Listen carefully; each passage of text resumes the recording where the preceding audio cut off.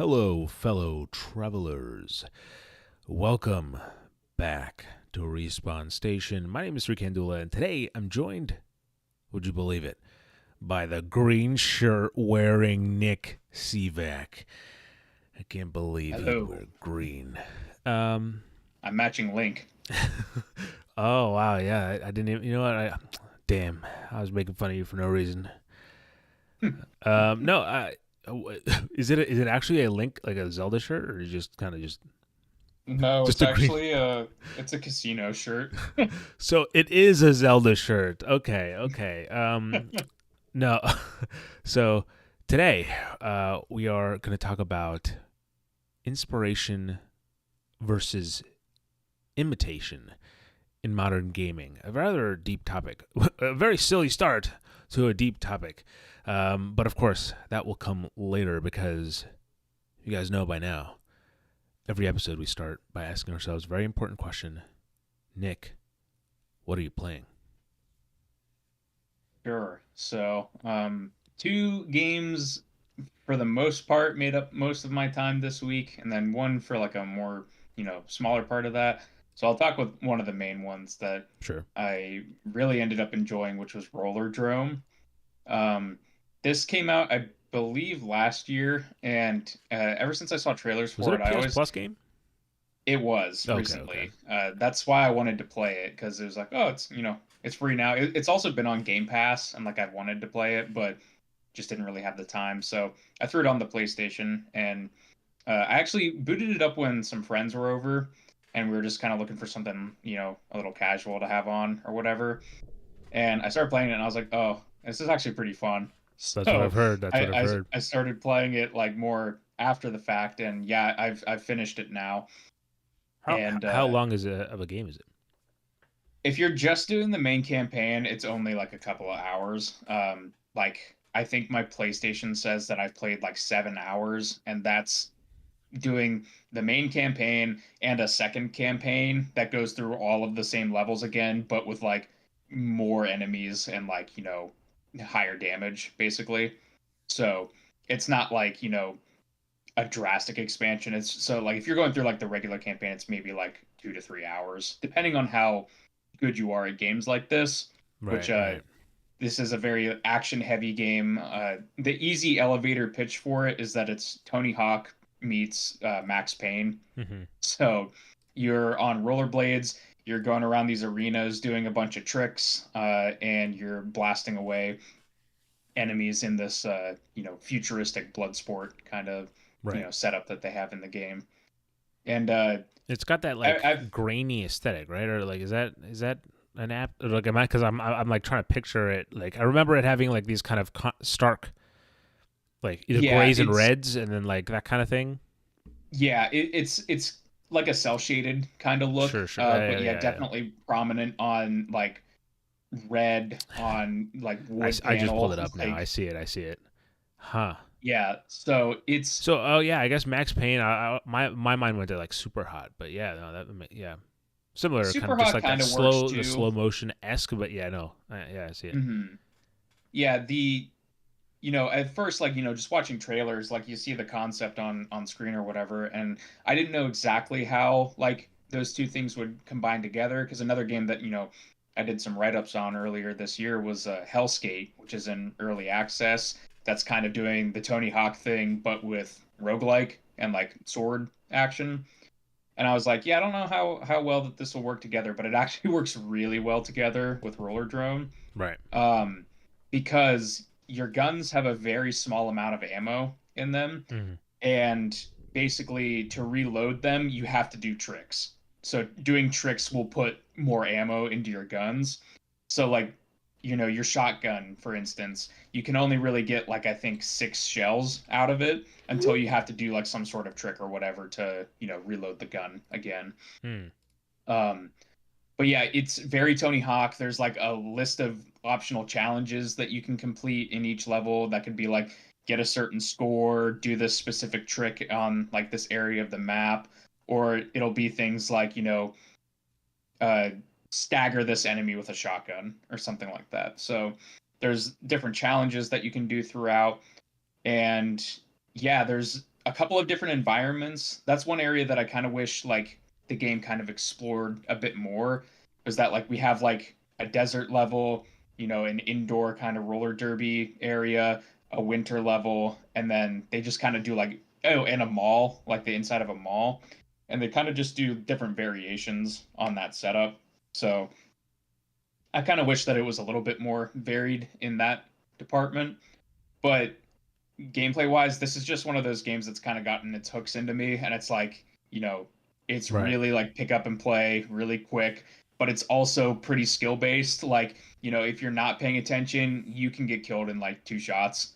So it's like, it's really fun, really, like I said, pick up and play. And yeah, it was paced really well. There's like a tiny bit of story. It's mainly just gameplay, but there's enough there, to kind of hook you and give Is you it a little like bit of cutscenes or backstory. like graphic novel panels? Is it one of those things or? So what it is before specific missions in the game, it'll do a first person sequence where you can walk around like a locker room or like Huh. an area before like the match starts. Like one of them takes place on a train and stuff like that. So you can walk around and there'll be like little notes or like little things left in the environment that, just give you bits and pieces of the wider world. Sometimes you'll hear like people talking through a wall or something Mm. like that. So they do tiny things like that, but then it just kind of gets you into the action. Hmm. So yeah, it's mainly gameplay focused. I was kind of, really excited once I finished it because I was like, man, I can see where they can expand upon, Right. Right. doing stuff in a sequel. And then literally today, Take Two announced that they are laying off and closing the studio that made it. So Yes, it's I did. like I did have it that on my the thing to talk about, but yeah, no, that that is a that stinks it because I was absolutely like, stinks. I was so hot on it, and I was like, man, like this game was so rad. I can't wait to see what they do in the future. And now it's just like, You come know, on. I mean, we can talk about it here. So yeah, they let's see here. Do you know because it was the studio that made Roller Drone, and then it was also It's another one. the studio behind Oh, I see it. So Kerbal Space Program. yeah, so Take Two Interactive is planning to shutter two studios as part of a mass layoff announced last month. Now, those two are Roll 7, which is obviously Roller Drome and Ollie Ollie World, and Intercept Games, who, like Nick just said, is Kerbal Space Program 2. And it's kind of crazy that these are like BAFTA award winning studios, and Nobody's safe. and Take Two is I get like you kind of have to move move stuff around, but also you have like in the next year, right, or next maybe 2 years, they will make $1 billion, right? Like it's guaranteed. You Mhm. could take that to the bank. There's no world where I would imagine GTA 6 launches with you know not $1 billion in like the first 3 days or something like that. Right. Um, and That's what so makes it just like sting and why it sucks whenever you keep seeing stuff like this. It's like these are like really creative teams that are doing really awesome work, and then it's just like, so why'd you even buy them if you're just gonna close them and fire everybody? Like, I yeah, don't know. yeah, and that's what's kind of crazy. And I'm not gonna loop conversations we've had in the past back into this, but it's kind of like it kind of relates to last week's episode. I'm not gonna say much more actually. I'm gonna let that one kind of hang in the air. um, but But okay, yeah, so just to wrap it around, I yeah, mean, roller drum. Rollerdrome, like it's awesome. If you like fast-paced action stuff, if you like, Tony Hawk like games, definitely give it a shot. Like I had such a blast, and I'm even still like it's not uninstalled yet. So like I'm still Damn. dipping back in even though Right, I'm right. pretty much done with it. It's like House Flipper too, man. That's what it is. Yep. Um, so you've been playing Rollerdrome. Now, earlier today, I was on I was on my PlayStation 5, and who do I see online? And what do I see them playing? Fallout 4. Nick, what is that the update that brought you back? Yeah, pretty much. So, Sure. I have a really good friend of mine who we bond over Fallout all the time, and we play 76 all the time.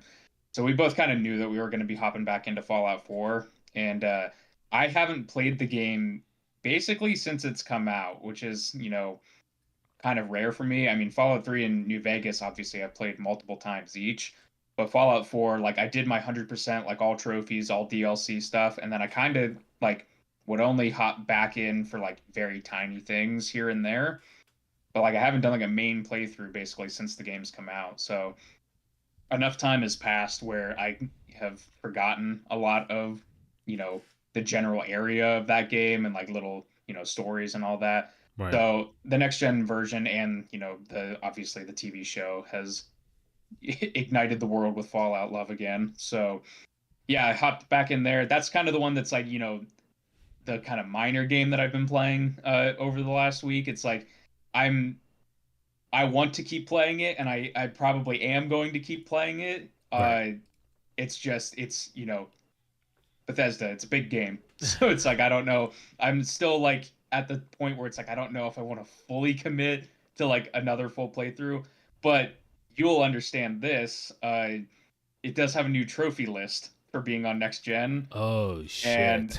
I've done that on every single version of these games. So it's like I've already unlocked Ah. like 4 or 5 trophies, and it's like I might have to commit at this point Wow. to go back and Got to do it go down that again. road. Cut So to cut to next episode. Nick's like, I platinumed Fallout 4. it It's won't be been next done. episode. But uh, yeah, the next gen version, it's added like some tiny bits of new content. There's also like right. some free stuff that was in the creation store thing that Is I it grabbed. So or is it like meaningful updates? Is it like performance updates at all, or like on the playing on the well, I mean, new gen definitely on hardware? console. Right. On Right. PC, I've heard that the update is, not as great, and there's like some things broken about it that were added Uh, in. Like I think the ultra wide support, like it's just kind of like stretched. It's not like actual ultra uh wide. So sure. there's PC players are kind of upset, but on console, like yeah, there's a performance and a fidelity mode now. Playing on What? performance only Sure. because I need that higher frame rate. Have you tried But Fidelity? yeah, I did, and like it looked like it was, very oh, what was I watching where somebody said it? Oh, it was it looks very cinematic, let's say. Ah. Okay. Okay. When, you're not hitting 30 FPS. But the yeah, the new like actual content that they've added, it's like tiny stuff. It's like some new weapons that they added. There's like a new quest that you can do with like some enclave stuff. I haven't really done much of that yet because I'm still really early on in the game. Yeah. But yeah, it's like tiny stuff like that, and mainly just improvements and general bug fixes and stuff like that. So it's been fun. And yeah, like I said, like I'm probably gonna chip away at it for a while, and we'll see if I can report back later with the platinum Yeah. percentage here. I look Are you forward to it. playing it at all, or is It's on my list because that's the thing. I've played like maybe 5 hours, no, 7 hours I think of Fallout 4 when it came out, but then I didn't play it again. It was funny because I was going through my old kind of like privated stuff on my YouTube channel, and I saw my Fallout 4 streams and like me talking about like the dumbest shit, like stuff that I thought was like, and it kind of interesting in its own way, because like I have it's this is a weird side tangent, but like part of like having streamed or like uploaded my gameplays and stuff to YouTube is that like I can go back and see my first playthroughs of certain games. Like I can see my first playthrough and my reaction to Uncharted 4 and like that game, like the ending and everything like that. Until dawn, the entire game, like I can kind of go back and be like, oh fuck, I remember like that was so intense or whatever. So that was a fun like thing to look back on. But no, Fallout 4, I played for a few hours and I didn't make it any further. And look, I'm a goddamn coward. All right, my backlog is huge, and so it's kind of like the games I go back to, which we're going to talk about in just a second, are really kind of varies. as I approach. So uh, essentially, I want to say that I want to play Fallout 4 now that the new update is out and it's like upgraded or whatever. But I also said the same thing about The Witcher 3, and I have yet to even install that game again after the update released. So I can't promise anything, but I hope to get to it, and I look Yeah, forward to it's you definitely getting kind of a back to me. thing where like I like I'm happy that like everybody's playing Fallout again and stuff, but like sort of similar to you, it's like there was other stuff that I was planning on playing. Like I didn't want to slap another 100-hour Yes. Bethesda game onto my plate. So Yeah. Well, I mean, look, the games I prioritize for like going through my backlog has no real rhyme or reason. But recently I as it saw should be. right, and recently I saw someone kind of arguing on Twitter, um, if you would believe such a thing, that No. like that the Callisto Protocol was like an overlooked game or something to that effect, and there was kind of back and forth about it. And I got to be honest, like I paid $70 for that game. Well, we paid. It was we got it for the Chumbag HQ stream, and we we got it day one to play it, and we were kind of underwhelmed.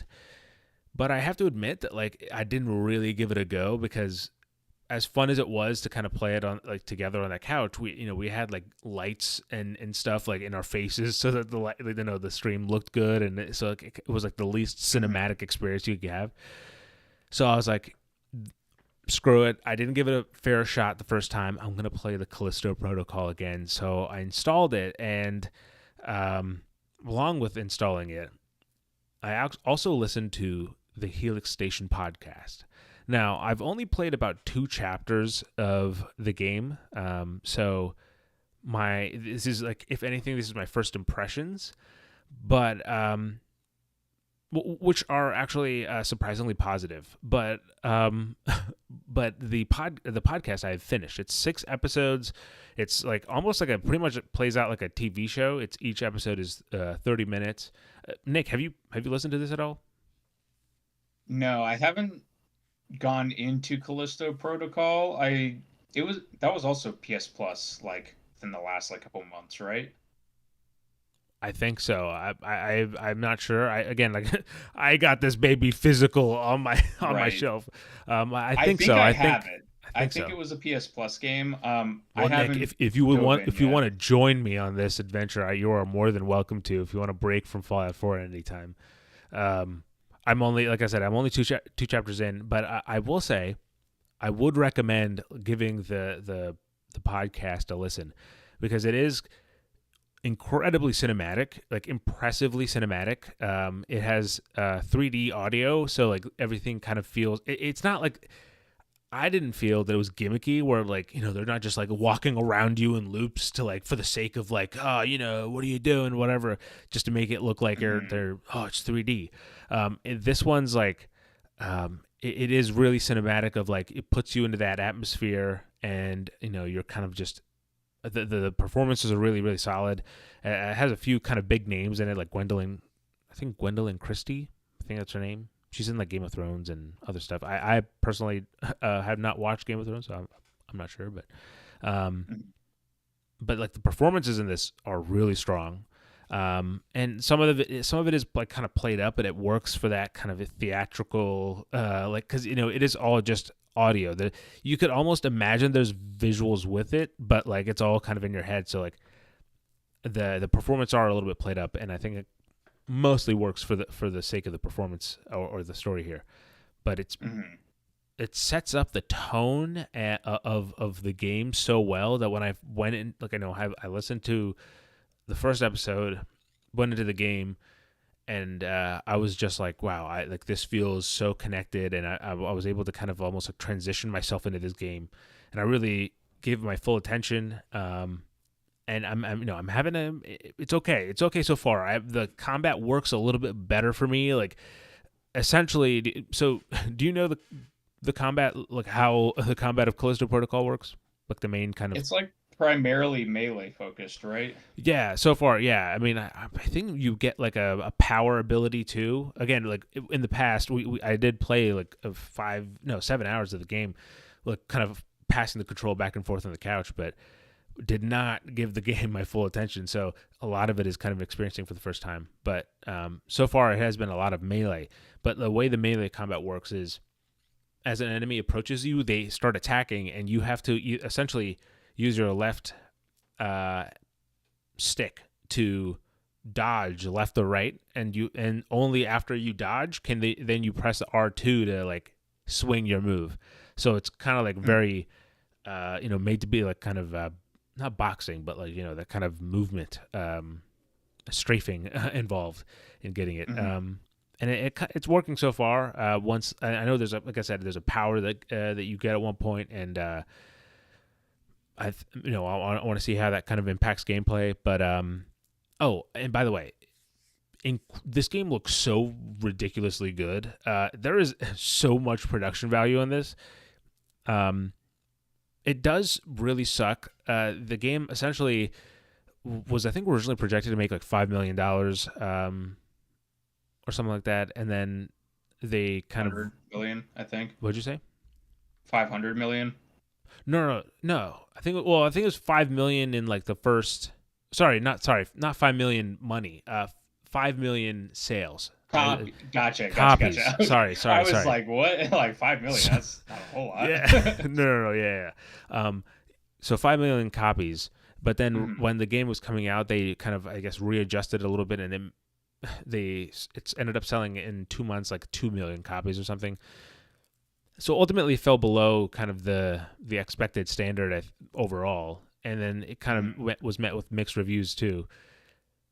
Since then, I think Glenn Schofield has left the company, or at least is not like no longer in the lead over there. But they are still working. They're working on another game in the Callisto Protocol universe, but it is I think it's like a twin stick roguelike type of game called Project Birdseye. I think it was what it's called so far. I'm curious to see how it is, because again, they really like put a lot of kind of thought into this world. At least I thought so. Like I thought they really developed some of these kind of like the Helix Station in the podcast, and then this whole the Black Iron Prison, and almost has this like mythos around it now. And I think the world building's there, so it'd be cool to kind of see where they go. And unfortunately, it's not. It sucks that it's not like a iteration of this, and where they could maybe expand upon some of the ideas, and Callisto Protocol 2 or whatever that would be more meaningful. But yeah, and also can't believe this game was originally supposed to be a what PUBG like extended universe spin-off thing. Yeah. That always stunk to me, of just like some suit being like, tell them it's in PUBG. Why don't we put it in? Why not? Like it. Even when they like announced that it was part of it, it just kind of felt like it was like a footnote, and they're like, okay, I kind of have to say this, but it's like part of PUBG. So it's like that's kind of the vibe I always got from it. But yeah, I definitely want to give it a play at some point. Like I was excited leading up to it because obviously you have the pedigree of former developers of Dead Space and stuff, and then it admittedly this is going to sound funny coming from us who, write on a site and do reviews, but it's like, reviews shouldn't always tell you like exactly, how to feel about certain games. But I did just see like a lot of the game getting like 7s and stuff around launch. And I was like, you know what, like Dead Space Remake's kind of around the corner. Like I'm probably just going to hold off and play the thing that I'm more familiar with, that I know will probably be good, versus, drop the $70 on something that might not be the best. But now I didn't really spend any extra money on it, so Wow, look at that. Also, if anyone was wondering, I was pouring myself some water. I was not peeing. In case any of that got on audio, I apologize. And in case anyone's watching on video, my background has changed a little bit. I simplified it. I got rid of all the shelves and all that crap, and it's simple. It's one color. Make it simple and easy. If you're listening to this, sea blue back there. yeah, I try to match your color, your blue. and you got the red the fire in your eyes to match my red. So that's what we need. Um, so with that said, Nick. Actually, yeah, we're gonna skip this next game. So let's see. To wrap that up, Closer Protocol. I'll report back once I'm done and share how it is. But my first impressions, I'm on board. I'm looking forward to seeing where it goes. Hopefully, it doesn't overstay its welcome. That's my only reservation. Nice. With that said, God damn it, it's my God. I should put that on a shirt. That should be on merch. With that said, that's it. It's time. Wait, what else am I doing? Oh, I did want to mention this real fast. I have also been playing the Division 2, like a ridiculous amount of the Division 2. Um, I was gonna say I saw you guys playing it the one day. It said like on PlayStation it gives like a little kind of like description on certain games, oh and yeah, it said you guys were like level 5, and then I checked the other day and you guys were like in your 20s. I was like, oh wow. yeah. So we made really quick progress, and it's also like has a really strong community. Like I like people really like watching I guess Division content. So it's been good for my channel too.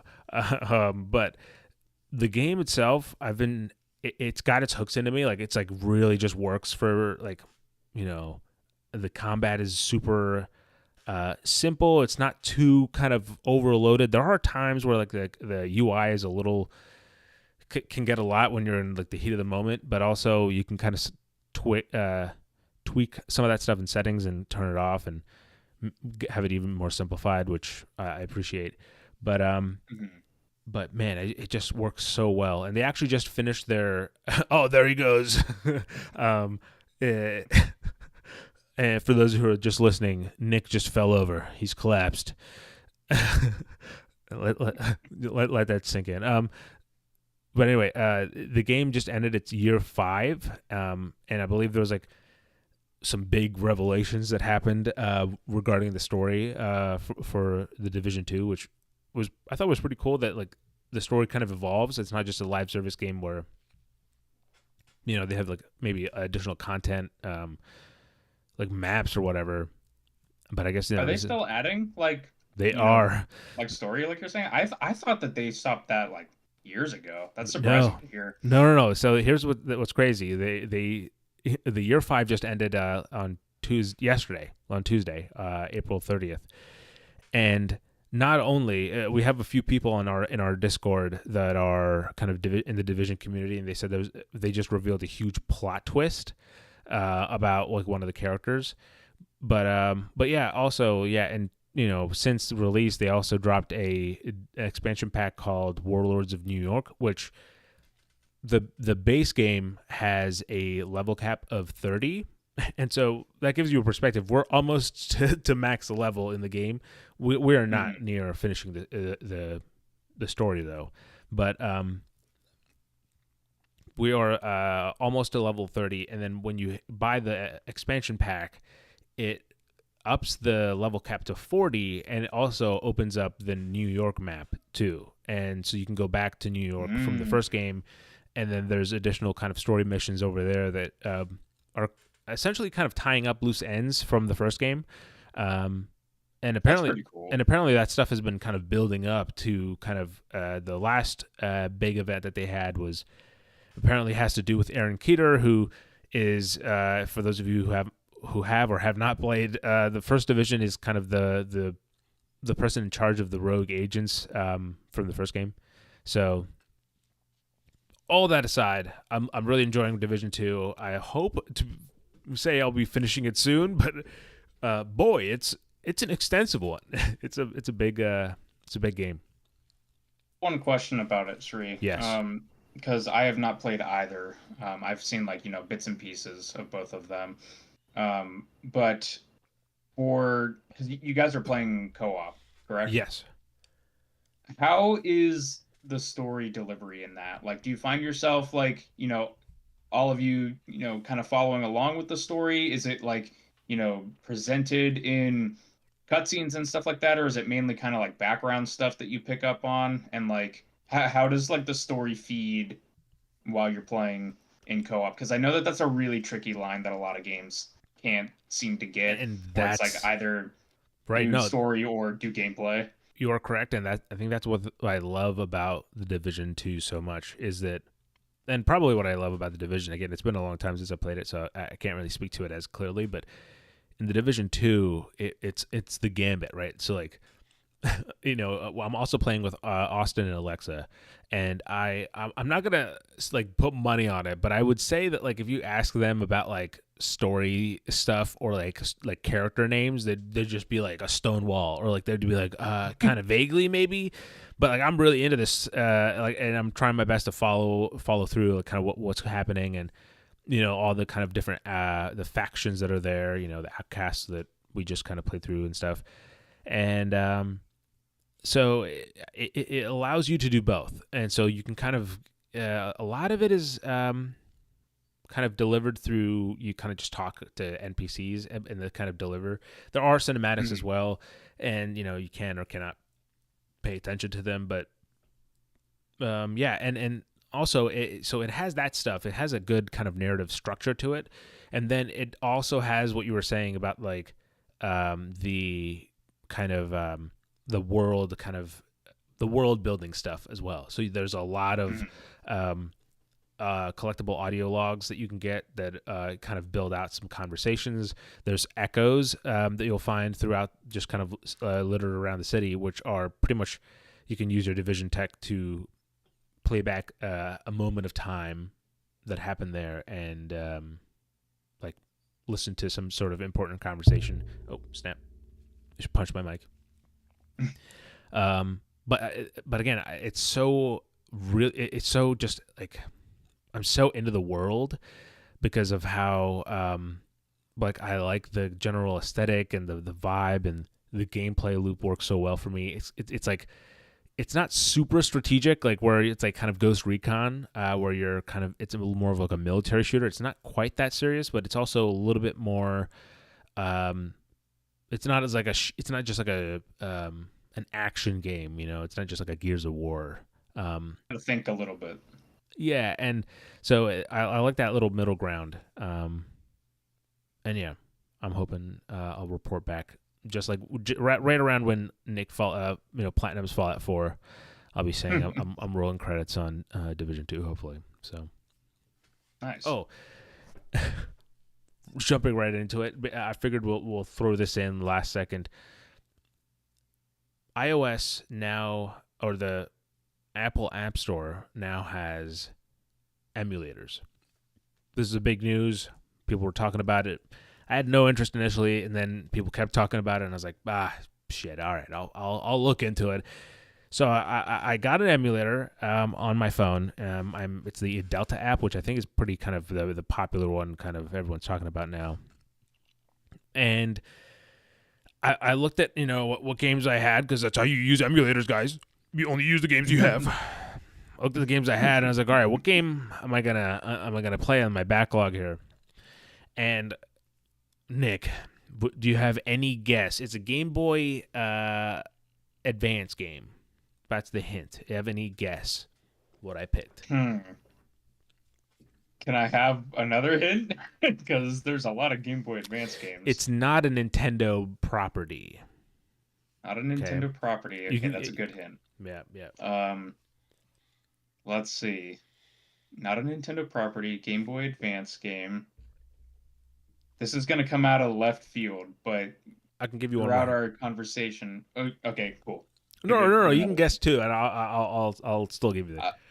I was gonna say, based on conversations with our episode on adaptations, I'm gonna guess maybe a Tomb Raider game. Oh, dude, I thought you actually would. I thought you were getting there. You were on the right track. It is an adaptation thing. It's Sonic. I'm playing Sonic Advance. I literally thought you're almost getting it. But Tomb Raider is a good shot too. But no, this is the first time I've actually played Sonic Advance, like significantly. I will say I don't think if you're like a hardcore player, you will probably think I'm cheating, because I very much am. You can load this, you can save the ROM on the emulator at any time. So like, I'm absolutely save scumming the crap out of this, but I mean, I'm with certain retro games, I don't pull any punches with that. Like, if they're yeah, yeah. designed like crap, like I'm gonna abuse save states if it's available to me. No, but it is fun and just kind of it kind of feels like on your smartphone, like playing on a Game Boy in a way. And so I'm having it's kind of I literally the only other game I have on my phone is chess.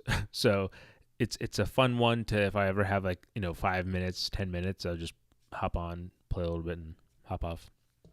Hmm. But yeah, that's Yeah, also I'm curious to see how long that lasts with Nintendo's, yeah, litigious history.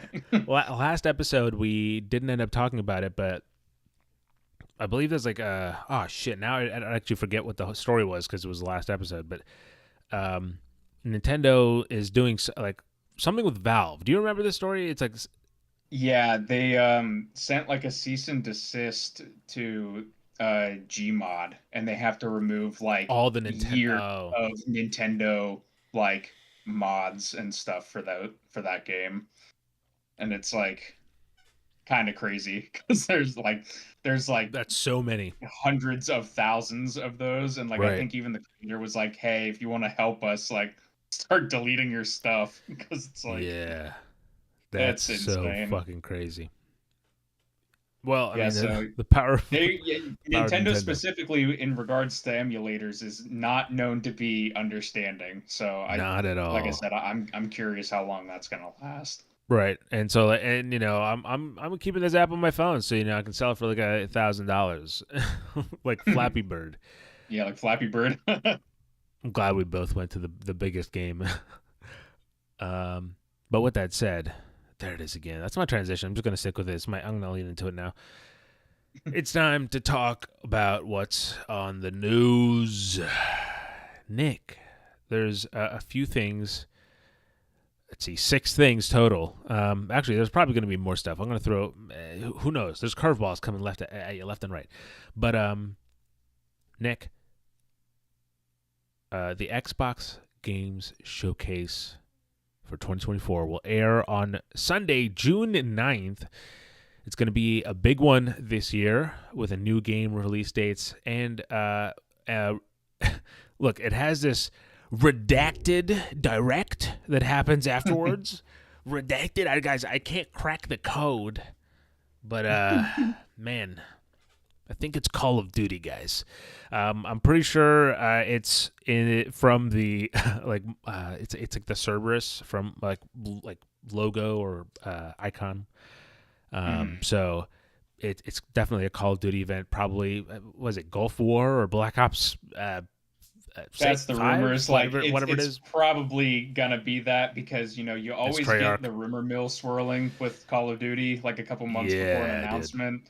So it's like it's all but confirmed basically that we're getting like a Black Ops, Gulf War kind of game according to leaks. So It's so crazy because like looking back at it, Call of Duty is probably the game that one of the big games that got me into a little bit about kind of games and reporting because I was so involved in that kind of like I was like enamored in a way by that news cycle of Call of Duty because I for years I was kind of in the, prime target, dude. So like I would buy mhm. the new game and then I'd be like super just pour my time into it and then the hints about the next one would come out and be like, oh shit, it's happening, it's fucking happening. Um, and then the build up to that, and then kind of experiencing that way, like it's kind of a tidal wave, and then it subsides, and it kind of starts over. That was fun, Mhm. and that kind of got me to the interest where I am now. But now that I'm here, I'm like, man, it's another Call of Duty, huh? That's what this is.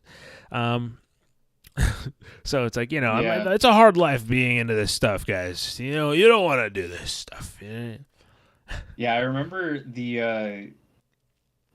like you said, we were kind of in that like prime demographic at like the peak of the series, like with Yeah, Modern yeah, Warfare definitely. 2009, Modern Warfare 2, and Black Ops 1.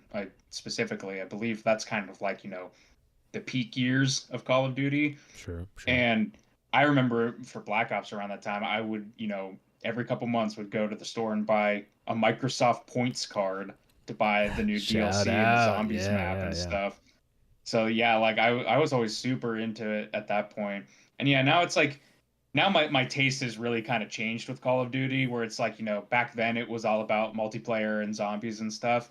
Now it's like, I mainly will just play the campaign and like, if my friends are playing multiplayer, we'll play for like a month or two, but you know, it's usually just the campaigns. So, Yeah, no, eh. I'm also a campaign guy with Call of Duty now, and it's become a thing where I don't pick up the new games. I kind of wait a few years and then I'll pick it up. So like the latest Call of Duty I picked up, guys, Call of Duty Vanguard. That's right. The games aren't behind me, but they're next to me, so I can still pull them out and show you guys.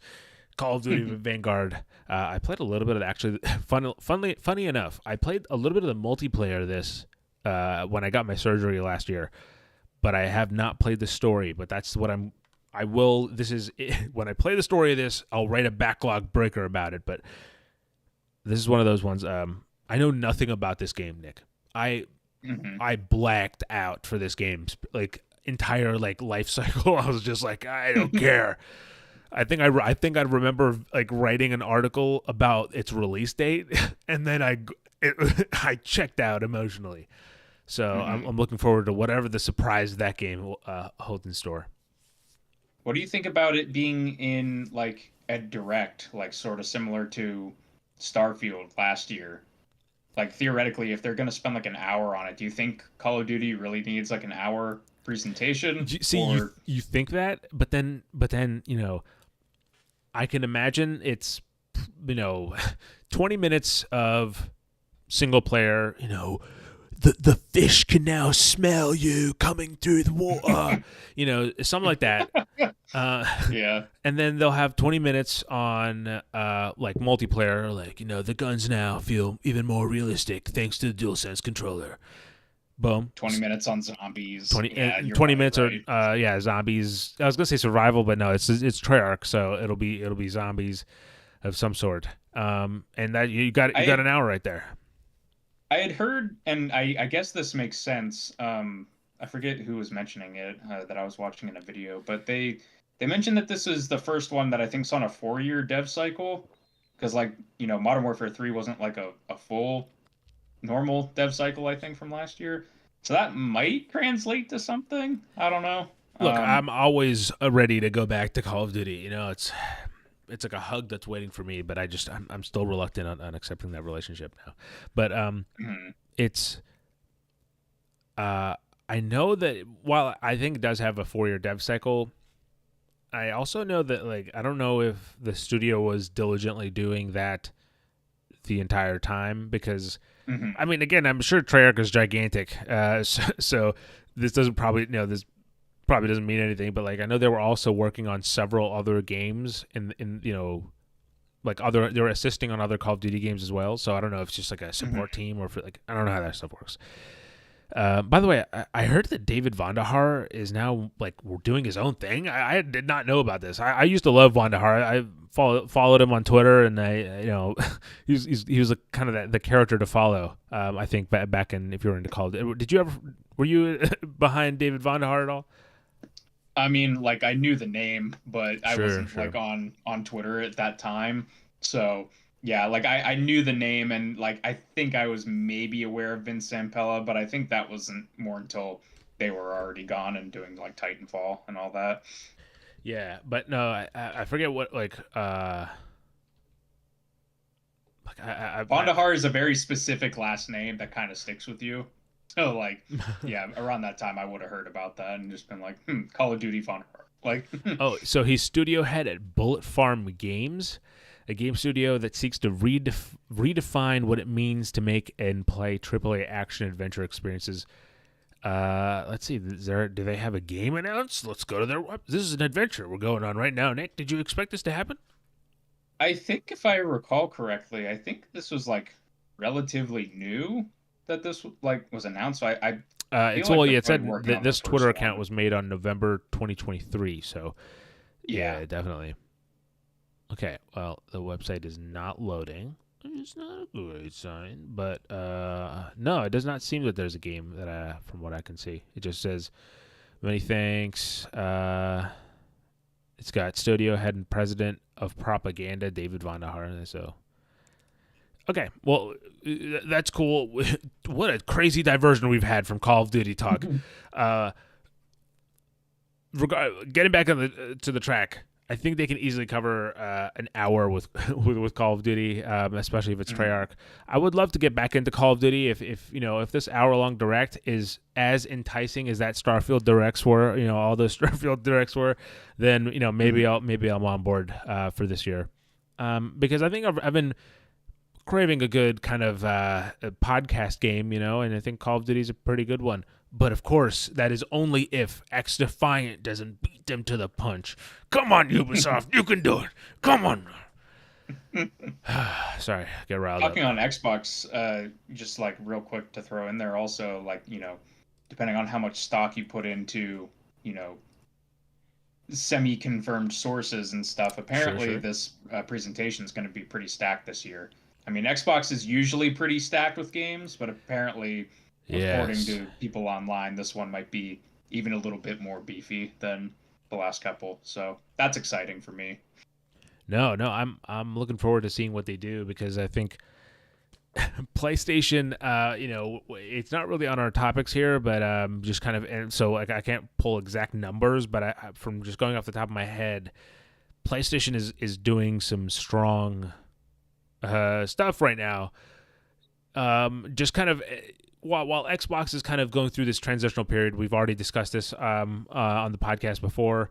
I believe on episode 2. Please don't judge me on that. It's been so long. We've made so many hours of content now. It's lost in the sauce. But no, while they're doing that, PlayStation has just recently said that Helldivers is, I think, the 7th best-selling PlayStation game, which is kind of Good for crazy. them. So fast, and also that game has had this incredible community support, and the developers are so leaning into it with essentially like propaganda that that is all in universe. It's Yeah, in universe kind of stuff. and yeah, the glimpses I've had at the Helldivers communities, 2 community, has been so kind of just really heartwarming in a weird way, considering it's a game about a war, on like an ongoing war. Yeah. But and also they said that Stellar Blade, otherwise known as Sexy Sekiro, Nick. That's what it's called on the streets. That's what they call it on the streets, Nick. Don't look at me like that. Is one of the best, like the highest rated. I think, is it Metacritic on. XRO. Yeah. There you go. Highly rated, apparently. So, first of all, do you have any interest in this Sexy Sekiro, Nick? I can't believe I would ever say that sentence, but here I am. Not really. Ever since it was shown off, I mean, like, action games like this, like I play one every once in a while. But usually, like, if I'm gonna be blunt about it, usually like the kind of like waifu games are not really my cup of Whoa, tea. shit. So yeah, like it's, I'm glad people are liking it, and it sounds like it's, doing some pretty cool stuff. But yeah, it's not really like, if I'm going to commit to an action game like this, like a Devil May Cry or something like that, I need some more style hooks that draw me in, and nothing that I was really seeing was really captivating me. So it was one that I was always gonna pass on, unfortunately. I saw one wholesome interaction where it was, I believe it was like the director of Stellar Blade and the director of Nier Automata, and they were just kind of like, "Oh no, man, your game is really good," and it's like, "No, your game is actually better than mine," and it was just kind of like a wholesome kind of interaction. I think it's on Mm. IGN, so if you want to check that, oh shit, that's my first goddamn freebie, and that sucks because I actually had another one planned, and you know what? I'll throw that in there right now. Nick, uh, kind of funny, did an interview for or with Todd Howard. Uh, kind of funny, this year one freebie. You have redeemed it. That is all you get. That's a hostage video now. And we recommend watching the interview. I think it's another really solid interview. I think I had previously kind of given a mention to the Phil Spencer interview that they did last year, right? Last year? Yeah, after Redfall. So, yeah, last year. And this Todd Howard one was kind of another kind of candid talk that I appreciated. Much more casual, though. Much more high-spirited than that Phil Spencer. Yeah, than the Phil Spencer one. But there were quite a few little juicy chunks that that Todd Howard dropped that a lot of kind of other outlets have picked up on. That being that the one that really got people riled up for some reason is Todd Howard saying that Fallout will not leave the United States. It's kind of about that. It has that Americana spirit, as he said. So a lot of people are like, "Oh no, well, how dare you?" And other people are like, "Yeah, hell yeah." So, like, in other words, it's just it's Bethesda news. It's Bethesda news cycle, baby. That's how it is. Say something, go quiet forever. People get mad at you for being quiet. Say something, and then everybody gets mad at you for saying something. Now, Nick, I know you also listened to this as well. Were there any kind of juicy things that you picked up on that you wanted to talk about? Yeah, well, I'll just touch on some of them briefly because obviously, as you said, go listen to it because it's a pretty good interview. The main one that stood out to me, which like you also have to, I like Todd Howard. Obviously, I'm a big fan of his games and his studio and everything. But for as much as I like how kind of candid he does get in interviews, there is still a degree of like corporate dashing that he has to do when asked about certain topics and questions. Yeah. And so some of them I would have liked a little bit more like substance and less of the corporate dodging. But at the same time, like I understand like a person in his position, he has to do that stuff. But the one that a lot of people have also been talking about in the community is him talking about the trajectory of specifically Fallout, the franchise, when asked about like collaborating on future projects. Right. And he kind of throws out this like kind of stares into camera kind of thing about we see where 76 is, where the mobile stuff is at, where this thing is at, and where this other thing is at. So he's clearly kind of hinting there, at least my read on the conversation. Sure. That's been the rate of a lot of people, I think. That's very, directed and very specific, and he's not talking about Elder Scrolls or Starfield in the context of this question. So seemingly outside of the TV show 76 and whatever they end up doing with Fallout Shelter, there's potentially 2 other Fallout projects that are, at some stage of, at some stage of ideas or work happening on. Right. That was the main thing that I took away from it. There are, depending on, I think this June Xbox showcase is going to be extremely telling for at least one of those things. Yeah. Because, based on multiple leaks and even the one from Xbox during the FTC trials, is the Oblivion remaster and later down the line a Fallout 3 remaster. Right. I'd say if we see this Oblivion remaster at this showcase, then one of those projects, like with 99% certainty, is Fallout 3. I think after the show, it's like there's no reason that they wouldn't do that, especially if they're going to test the waters with Oblivion. Yeah. What the other game could be, not sure. Like if one of those is supposed to be Fallout 5, or maybe we are going to potentially get like a different type of game at some point. Now, I think I don't know if you know the answer to this, but is it the Fallout and Fallout 3 and Oblivion? Is it a remake or a remaster?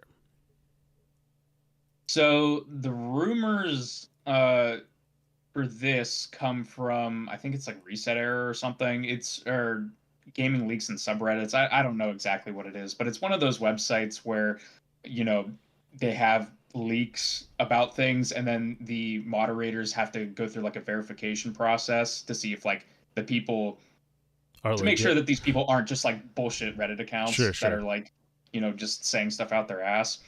So the the leak about this is that it's kind of it's a remaster, but it's like a dual engine remaster. So one that's kind of like the PS4 version of Shadow of the Colossus, if you're Okay. familiar, Sure. where like basically the way that the leak describes it is that they're using the old Gamebryo engine to handle like the physics and everything, so that the game still feels like Oblivion, but they're using Unreal Engine 5 to make the visuals look modern and new. Huh.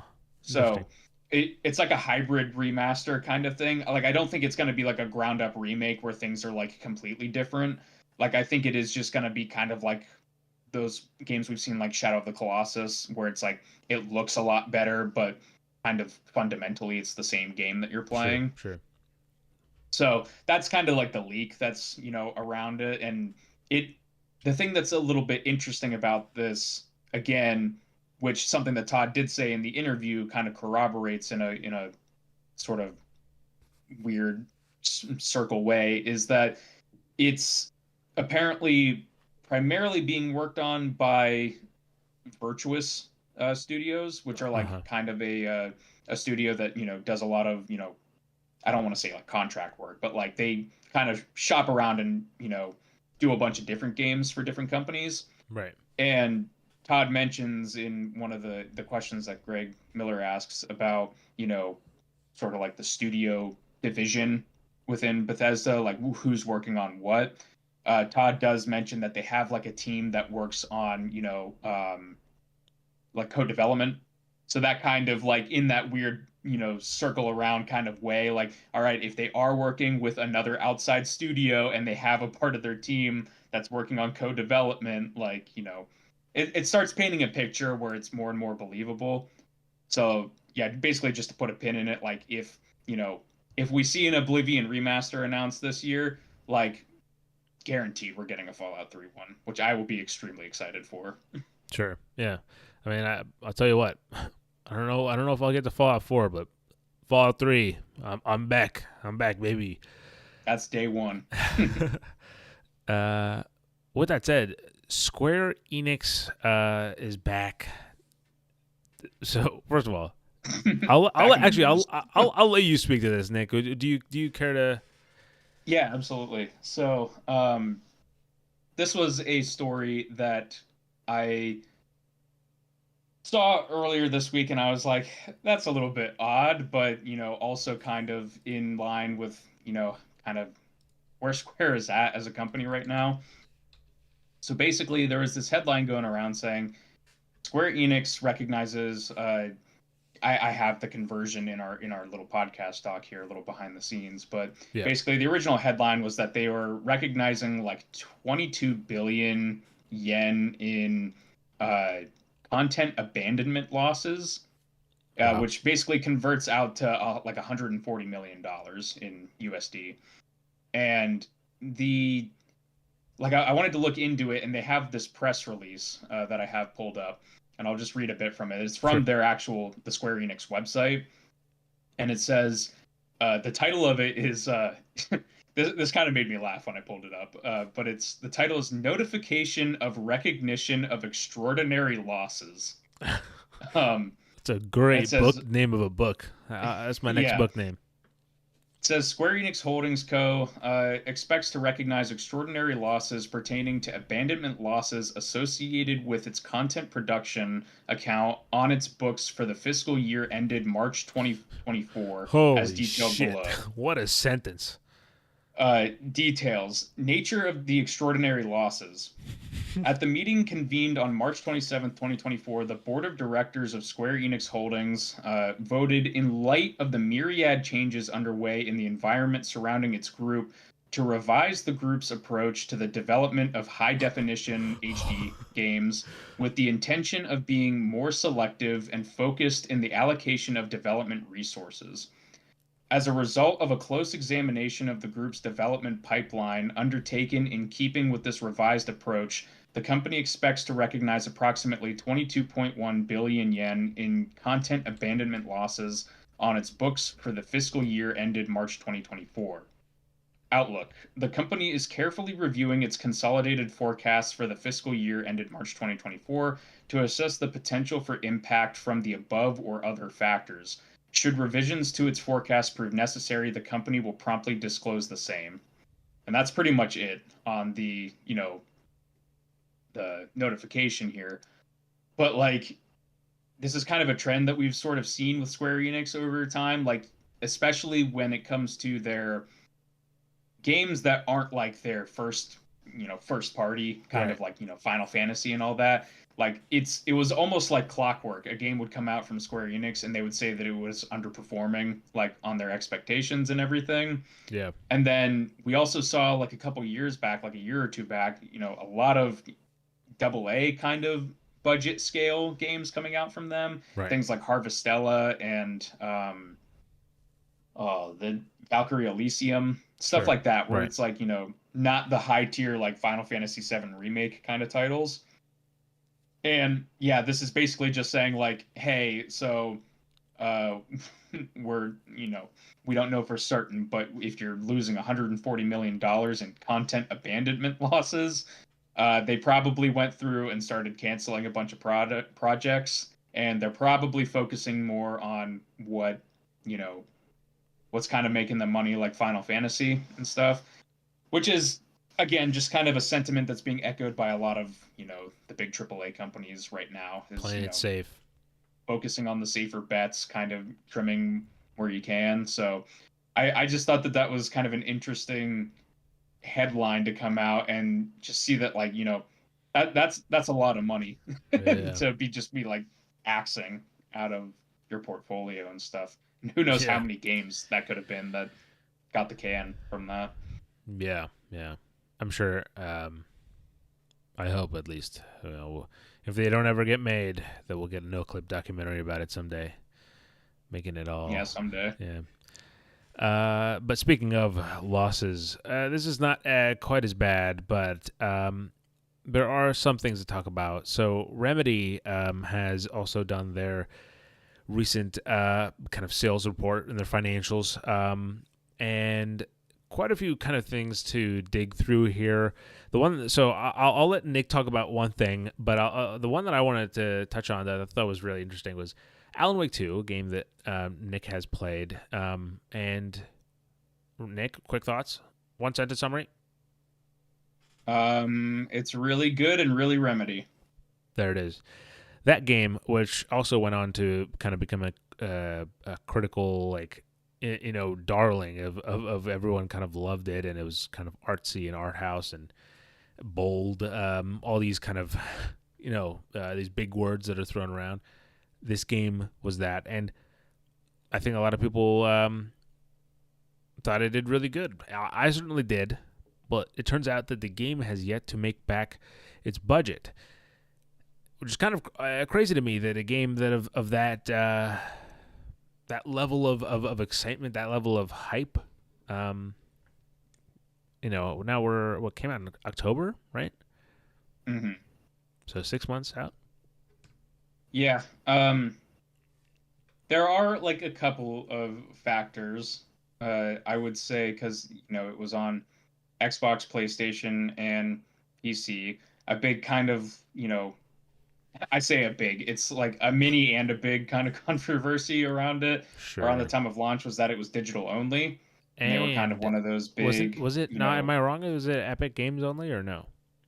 that's the other thing that I was going to say, Oh, so because okay, okay, Epic okay. Games kind of contributed to the publishing part of that, so it's an Epic Games Store on PC. Yes. So not having Steam in that pool and being digital I thought, only on honestly, console. that was a big factor for me, because it was one of those games that like I knew I would like. I think you had finished the game, and you I think you kind of said the same thing. And Mhm. so I would have picked it up just kind of so I could have it, and the fact that when I found out that there would be no physical release for the game, I was like, have we come to that point?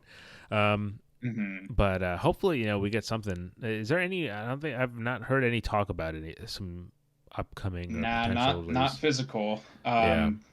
Certain games like, there wasn't, word for a while that Hi-Fi Rush wasn't gonna have a physical, and then they came out with limited run. So Right. maybe Right. I saw some companies like limited run that would, reach out on Twitter and Sure. stuff Sure. and be like, hey, like we'd be interested. So never say never in that regard. But yeah, especially, I mean, if it hasn't even made its budget back yet, I doubt they're really in or wanting to have discussions about doing a giant physical run for the game also.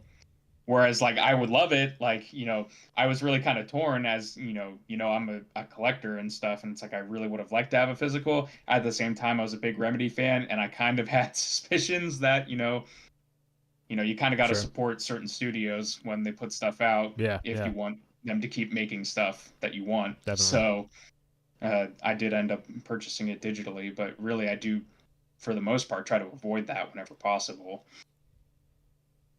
Well, I mean, Nick, Um, this Alan Wake 2 did not make its budget back, but what do you think about a few years from now when Max Payne 1 and 2 remake comes out? Do you think that game will will earn its share? it will. A slow um, nod for the audio listeners. yes. You know, I have a different buddy of mine that I maybe mentioned on here before, but he recently, within the last like 2 3 years or so, played the Max Payne games for the Mm. first time, and it's one of those games that basically like you kind of instantly fall in love with. It's one of those ones where they were kind of a trailblazer for narrative action and like third person shooter gameplay. So it has a lot of nostalgia baked into that property, and they have Rockstar helping with publishing that game because Rockstar technically owns the rights to Max Payne. Um, but yeah, after the success of the moderate success, I'd say, of Control, and the critical reception of Alan Wake, yeah, I think if they can pull off these remakes to the same level of quality that their modern games have been hitting, Yeah. uh, yeah, I think I would not be surprised if we see articles coming out being like Max Payne's Remedy's highest selling game, Sure. ever or whatever. Yeah. It just kind of seems like it has a lot of the right elements to do that. And like you said, with the critical reception to Alan Wake 2, uh, and this was definitely felt at the time while playing it. It's like this was Remedy kind of like hitting a new high point for a Sure. lot of people. I think before, like, with things like Quantum Break and stuff, like, people knew about Remedy, people knew that they were important, but maybe that they weren't like hitting, the same kind of bar. Like their games never I mean, like were I like remember. they never So set the world on I, fire. I, I was working at GameStop when around when Quantum Break came out, and I remember like the general sentiment being like the Remedy was kind of fringe, like what, like it's like a game, but it's like there's like TV show in between, like Mm-hmm. what the fuck? Because they always incorporate live action stuff into their Yeah, games. Like it's something that's with the exception of Death Rally, which I played last year, which was their first game. It's like there's something live action in pretty much all of their games, and Quantum Break was the one where it's like they really tried to hybridize the two yeah, to varying levels of success. But yeah, you know, obviously the thing that a lot of people talk about with Alan Wake 2 is like, okay, this is kind of what I think they were trying to do outside of, being mandated to make a TV show part of, the game. sure, Like this kind of transition between live action and gameplay stuff is what I think is really interesting. So I'm also very excited to see what they kind of do with Max Payne in that regard. yeah, yeah, definitely.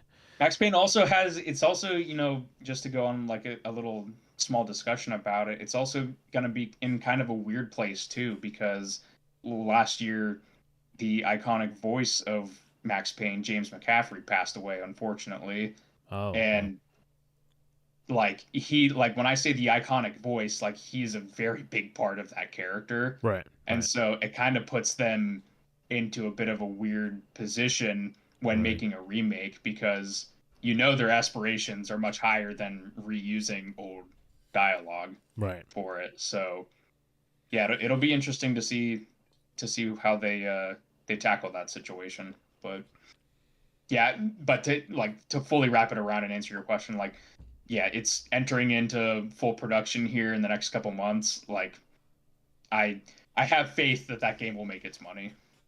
I hope. I hope. I mean, the Alan Wake 2 sales are strong, but it's still not. I want to emphasize that they are strong, but it's just the game is yet to make back its budget, and we'll get it there. One sale at a time. Pick up Alan Wake 2 and go. You reviewed this, right? You reviewed this for the site? Or am I wrong? I don't think I did. I don't think I reviewed What it, would you give but it, Nick, if you did?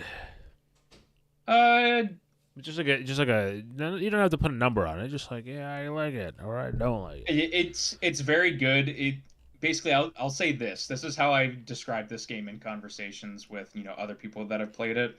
It has all the elements of a 10 out of 10, but they got the wrong mix. Hmm.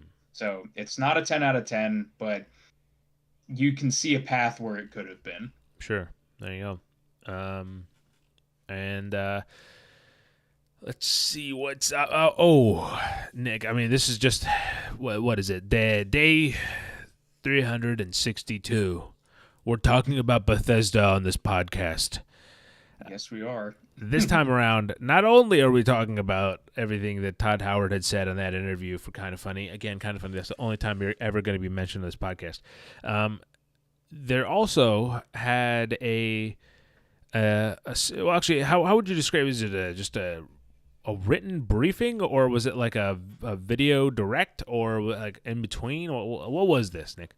So they actually put out a video today, which was surprising. Oh, okay. Basically, to set the scene, we're talking about some updates coming to Starfield specifically, and the normally as it's been the last couple months, they throw out a tweet and have like a change log of stuff that they're updating in Starfield, and it's not like a huge thing, but also not nothing, right? Right.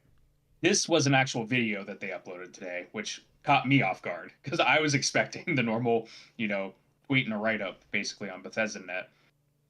But I saw that they uploaded a video and I was like, oh, so this, Todd was saying that they were gonna drop like a pretty big update. This must be some pretty good stuff in here, and it was. They did talk about some really interesting things that they're changing with the game. Specifically, some of the highlights that they talked about were city maps, which was a big kind of uh, tough spot with people playing the game, where like they're saying some of the cities were pretty hard to navigate, and remember where certain Yes, stores I and agree. things like that are. That was an odd choice. And like weird because like they did have like a map screen, but it was like it wasn't a map at the same time. Like it was Yeah. just kind of like dots, if I remember right, that like vaguely resembled like the area. So it was not great basically. And they are addressing that by having like basically like a 3D representation of each city that you can open up that shows like they showed New Atlantis, and it's like you can see the lower section with the landing pads, you can see the higher section with all the stores, and now also when you're in the city and you turn on your scanner, you'll see icons for all of the stores, so you can just like quickly fast travel to whichever spot you need to go to basically. So that seems interesting. The maps kind of reminded me of Skyrim, like a smaller version of that, Sure, where like sure. it's kind of like an overhead of the entire land. It's like a map, but it's 3D type of thing. Yeah, like it feels like they just kind of like Yeah, shoot a camera way up in the air right, to right. like showcase what it is. So that's a really good choice, or like an improvement to Starfield. The thing that excited me, not maybe not excited me, I'll get to that in a minute, but the thing that stood out to me were these gameplay tweaks that they are doing, and basically they're adding a screen in the menu that lets you customize a lot of different factors of the gameplay experience. Things like enemy damage, the damage that you deal, your carry capacity, which is really interesting for a Bethesda game. Yeah. uh, Things like ship damage, afflictions that you can get on planets, healing processes. There's like a big list of stuff that they are allowing you to tweak basically. And then depending on if you make it easier or harder on yourself, it will have a XP effect. So Oh, I basically, like see. say with the carry capacity, if you want to make it so that you can carry like way more stuff than you normally would be able to, they sort of balance that out by having you take a hit to your XP gain. So they had it Sure. set to like a higher setting, and off to the side, these numbers might not be final. It's still, in testing basically. But it was saying that it was going to have a negative 8% XP like reduction basically. So I thought that was a really interesting, solution to give people a lot of agency on how they want to play. Because I Yeah. specifically was running into this. I don't know. I can't really speak to you, Sri, but for me, I found the ship combat was, kind of challenging at times, Yeah. but the on foot combat was like really easy on certain difficulties. Yeah. So being able, and like I would switch between like hard on the ground and then like, normal or easy up in space. So being able to actually geez, finely tune that I feel that. uh, without having to go into the menu and switch difficulties every time, like that's going to be, really nice Yeah. for at least my play style. And just like, having the whole list of different options that let you customize it to how you want to play, I think is a really nice addition to the game. Hmm. Definitely.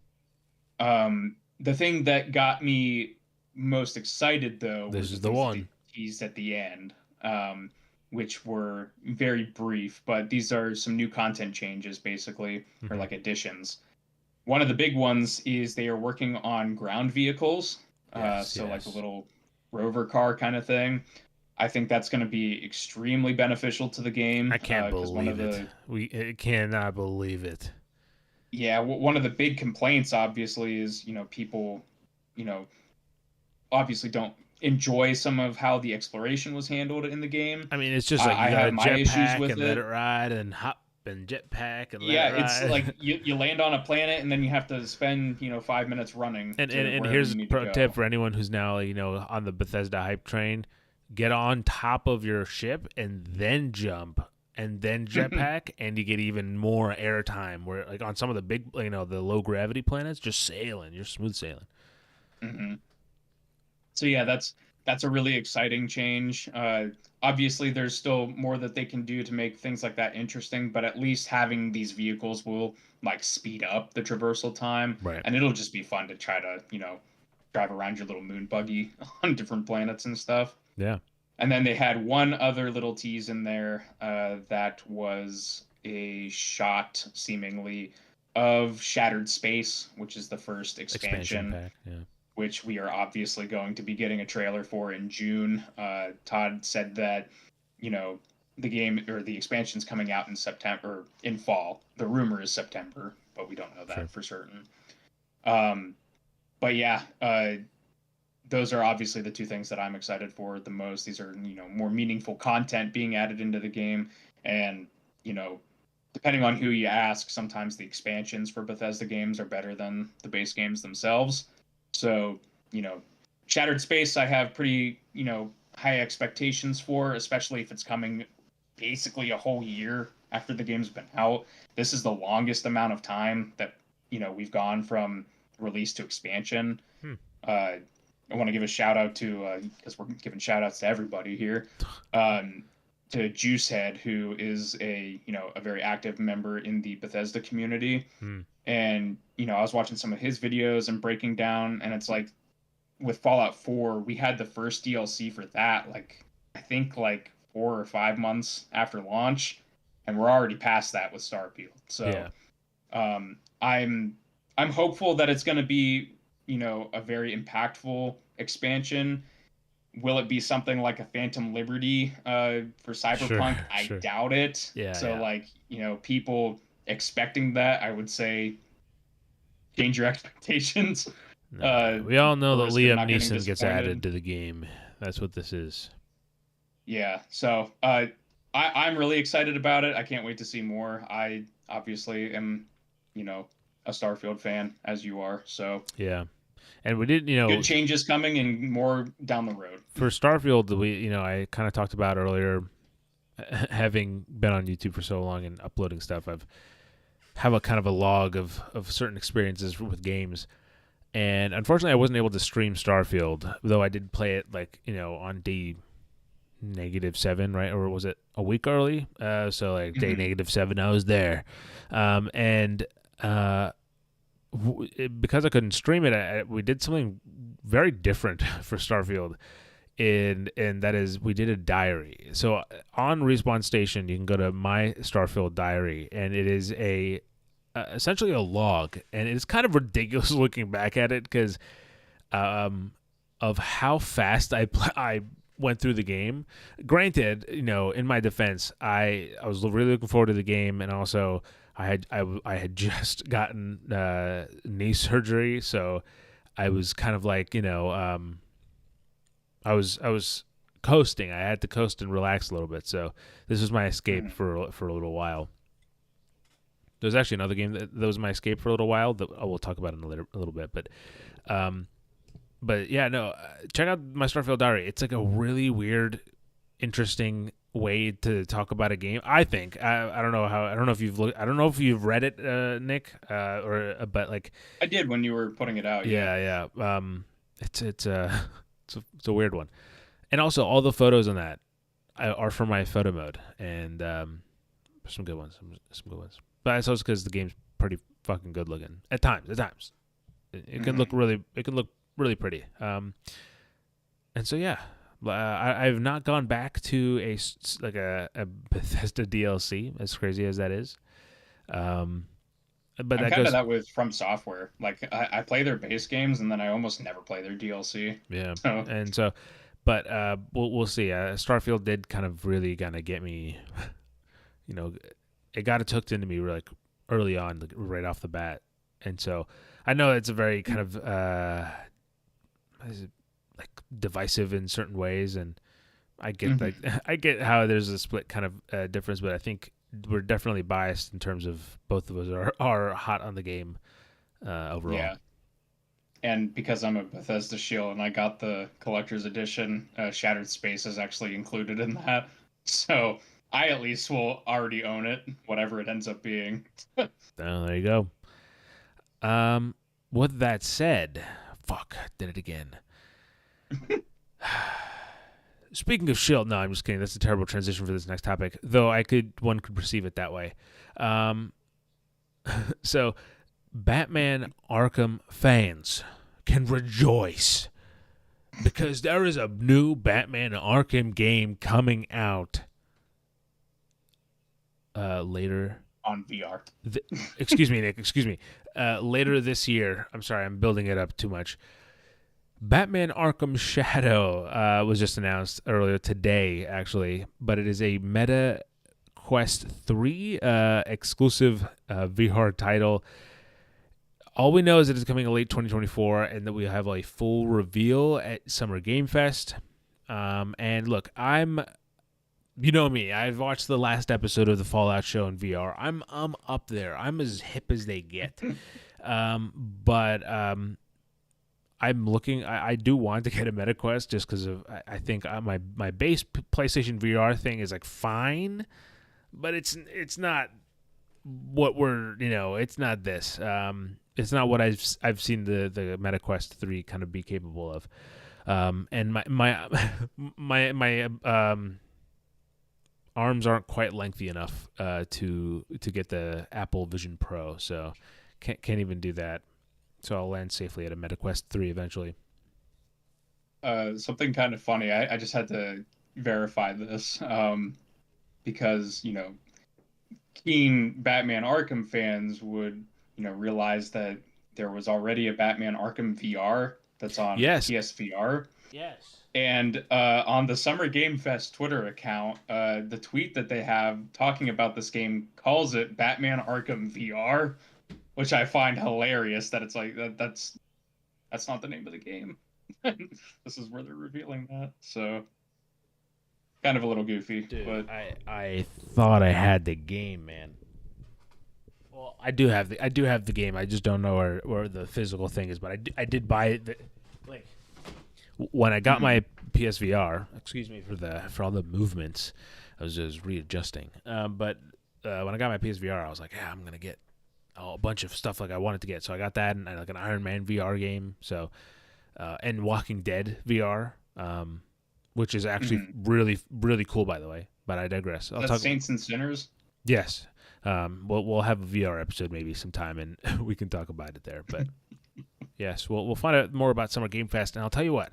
Now that we've started all of this stuff, Summer Game Fest will be fun to cover because we'll have obviously the podcast going up. We'll have hopefully reactions to all the kind of the big events that'll be happening. I'll sure as heck be reacting to this Call of Duty. I mean, sorry, Redacted event. And obviously the Xbox Bethesda event as well. So look forward to it. I'm excited to see where that goes. So I guess in that way, this episode is brought to you by RespawnStation.com. Check it out, guys. It's pretty freaking awesome. And I'm not just saying that because I'm biased, okay? It's just pretty awesome. And thank you to everybody who has been checking it out and checking out the podcast. We appreciate it. It's our site has been getting a lot more action, and also the podcast has been doing pretty well on like streaming services as well, which is always nice to see. So thank you guys for that. Even though we don't have a sponsor yet, we don't have sponsors. We are our own sponsors. But that said, it's time, Nick, to talk about the main topic of the show. How would you like to approach this? I'll let you be my guide. Sure. I'm closing my eyes. Take me where you want. So the title. We'll start with the title. That seems like a safe spot. Yes, So yes. the title we landed on for this episode was Imitation and Inspiration in Modern Gaming. Yes. And this is a topic that, interests me because there's plenty of examples of games out there that are obviously inspired by games that have come before. Right. Plenty of games that, take old concepts and kind of reinvent them in new ways. And then there's also examples of games that, you know, maybe play it a little bit too close to the original. Yeah. Um, and I kind of wanted to get into that because it's, I don't know how, often you see this, but I know because you and we consume a lot of, video game media from, Yes. other Yeah. Yeah. outlets and stuff like that. I always see, people doing like the elevator pitch kind of thing when we see a new game where they'll Yeah. be like, oh, it's just like blank or it's blank with blank. I did it earlier in this episode saying that Roller Drome is Tony Hawk and Max Payne.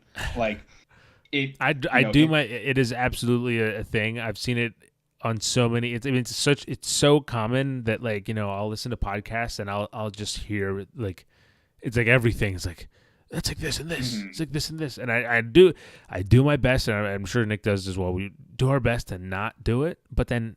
ultimately it ends up happening anyway. So that's just what Because it is. it's a little bit unavoidable. It is, sometimes that gets the point across the best that it can. Right. So it was a topic that kind of interested me just in general, and basically another game that I was playing this week kind of was sparking this conversation topic in my mind, and that I wanted to bring up to you, which the game basically, which was the other game that I was playing this week, is Phantom Fury. Phantom uh Fury. You can read Nick's full review right now on respawnStation.com. yeah, I went ahead and wrote up a review. Thanks for getting that ready for me, Street, by the way. I Yeah, very much absolutely. appreciate that. And it's it's a game that is a retro style shooter, which obviously I play a lot of. It's a particular favorite genre of mine. Yeah. Uh, and Phantom Fury, it's a sequel to Ion Fury, which is a shooter that came out a couple years ago. Interestingly enough, Phantom Fury was actually they're both under 3D Realms, but Phantom Fury was developed by a different developer than the one that did Ion Fury. Yes. Oh, excuse me. Same So developer that worked on the game that I talked about last week. yes, In Slipgate in part. Ironworks. Yes. And it's, I have finished the game, obviously, and I was really kind of conflicted on it while I was playing it. Yeah. There are parts of it that I like, and there are parts of it that just kind of really devolve into a bit of a mess. Um, Yeah. it's it's a retro style shooter. It's kind of doing this interesting thing that we've seen with other retro shooters where it's 3D, but it kind of has like pixel art textures and it kind of Yeah. uses like modern lighting. So like it looks old, but it also looks new. Like it looks way better than anything that, would be able to run on an old, Right. an old Windows PC or whatever in the 90s. So like visually it looks really like pretty nice at times. Mm-hmm. uh the sound effects I really enjoyed, like all the weapons feel like, they feel like guns. They don't feel like too weak or like too Right. puny Sure. that, certain games can have like an issue with. uh but where I start to, run into a bit of, the more messier side of the game is in the gameplay department. And I think this you know Oh, again with the sorry. differences You cut out for between. a second. Could you repeat that? Oh, yeah. Basically, this kind of topic, needs to be prefaced by highlighting the differences between Ion Fury and Phantom Fury. Yeah. So, Ion Fury is it's a game that's developed on the Build engine, which was the engine that was primarily, rose in popularity from Duke Nukem 3D. Yeah. And Oh in yeah. that way it's like kind of like really early 3D, but like everything is still sprite based. So it has that very like Duke Nukem 3D look, whereas Phantom Fury is fully 3D and it's going for more of that like, mid to late 90s shooter kind of vibe, where it like kind of like games like Quake, where it's, not sprite based. It's, we're starting to get like 3D characters and 3D environments. Yeah. And Phantom Fury specifically, like, if Ion Fury is to be compared to Duke Nukem 3D, Phantom Fury is definitely heavily inspired by Half-Life and Half-Life 2. Yeah. They very much are trying to have like a slower paced game that, is, there's many direct comparisons to things in Half-Life with Phantom Fury. Yeah. There's, part of it's set in a desert, which is obviously anytime you have a first person shooter set in a desert, people are going to think Half Life. They just kind of Yeah. set that tone out there. And even down to like some of the weapons and the amount of weapons you get are very similar to like an arsenal you will build over a Half Life game. Yeah. There are there's a vehicle mission in it that is very similar to like the highway mission in Half-Life 2, Mm-hmm. or even like some, missions that you might play in like a Halo game. There's, you know, a boss fight against a helicopter, which is another very, iconic moment from the original Half-Life. So there's many things that like it kind of, borrows from Half-Life or like is trying to pay homage to. But the real issue that I had with it comes in the form of the messier parts of the game, which come from the actual like shooting and the enemies that you're fighting, because a lot of it really ends up being pretty basic. There's a lot of, if an enemy is not just like running at you in a straight line to hit you with a melee attack, they're running diagonally and shooting at you with a gun. So it's like that's where most of the combat kind of comes from. And rather than introduce enemies that have like, specific weaknesses or, you know, different tactics, most of the enemies you basically just shoot until it dies. Like Right. that's how the combat works in this game. Mm-hmm. Even extending into the bosses. The bosses, like, there are some things you can do to, exploit some certain weaknesses, but for the most part you just shoot it until it's over. And half the time like the enemy AI just feels kind of unfinished in parts, where there were multiple times where enemies would just be standing still, not doing anything in the arena while like a partner is like shooting at me. There are, you know, being inspired by Half-Life, they were kind of one of the I won't say they're the first, but they were one of the first big ones to popularize like physics-based, puzzles and things in the levels that you can mess around with, Right. with crazy physics. And Phantom Fury does this also. They have like physics puzzles. You have things that you can like pick up in a crane and move around to like open up a new path. But I couldn't shake this feeling while I was playing where I'm like, I'm just kind of doing the same things I did in Half-Life, and Half-Life was a bit more compelling. Like, Right. Sure. I don't mean to be, rude or anything when I say that, obviously, but you know, there's a degree of, you're inspired by this thing and you want to, take these concepts or these aesthetics and evolve them in a certain way. But when you're taking these concepts and aesthetics and, you know, putting them into your game, and your other systems don't back up the reason for paying homage to these, it Hmm. just kind of, gives you, or at least for me, it gives me that feeling. It's like, well, why don't I just go play Half-Life if I want this kind of experience, and I know it's, the puzzles are a bit more interesting, or the enemies may be a bit more polished with the Sure. AI and stuff like that. Um, Obviously this is like, Slipgate Ironworks. I don't know exactly how big they are, but obviously like it's, it's not a super high budget AAA game. Like there are certain things that, we have to take into consideration when, judging a game like this.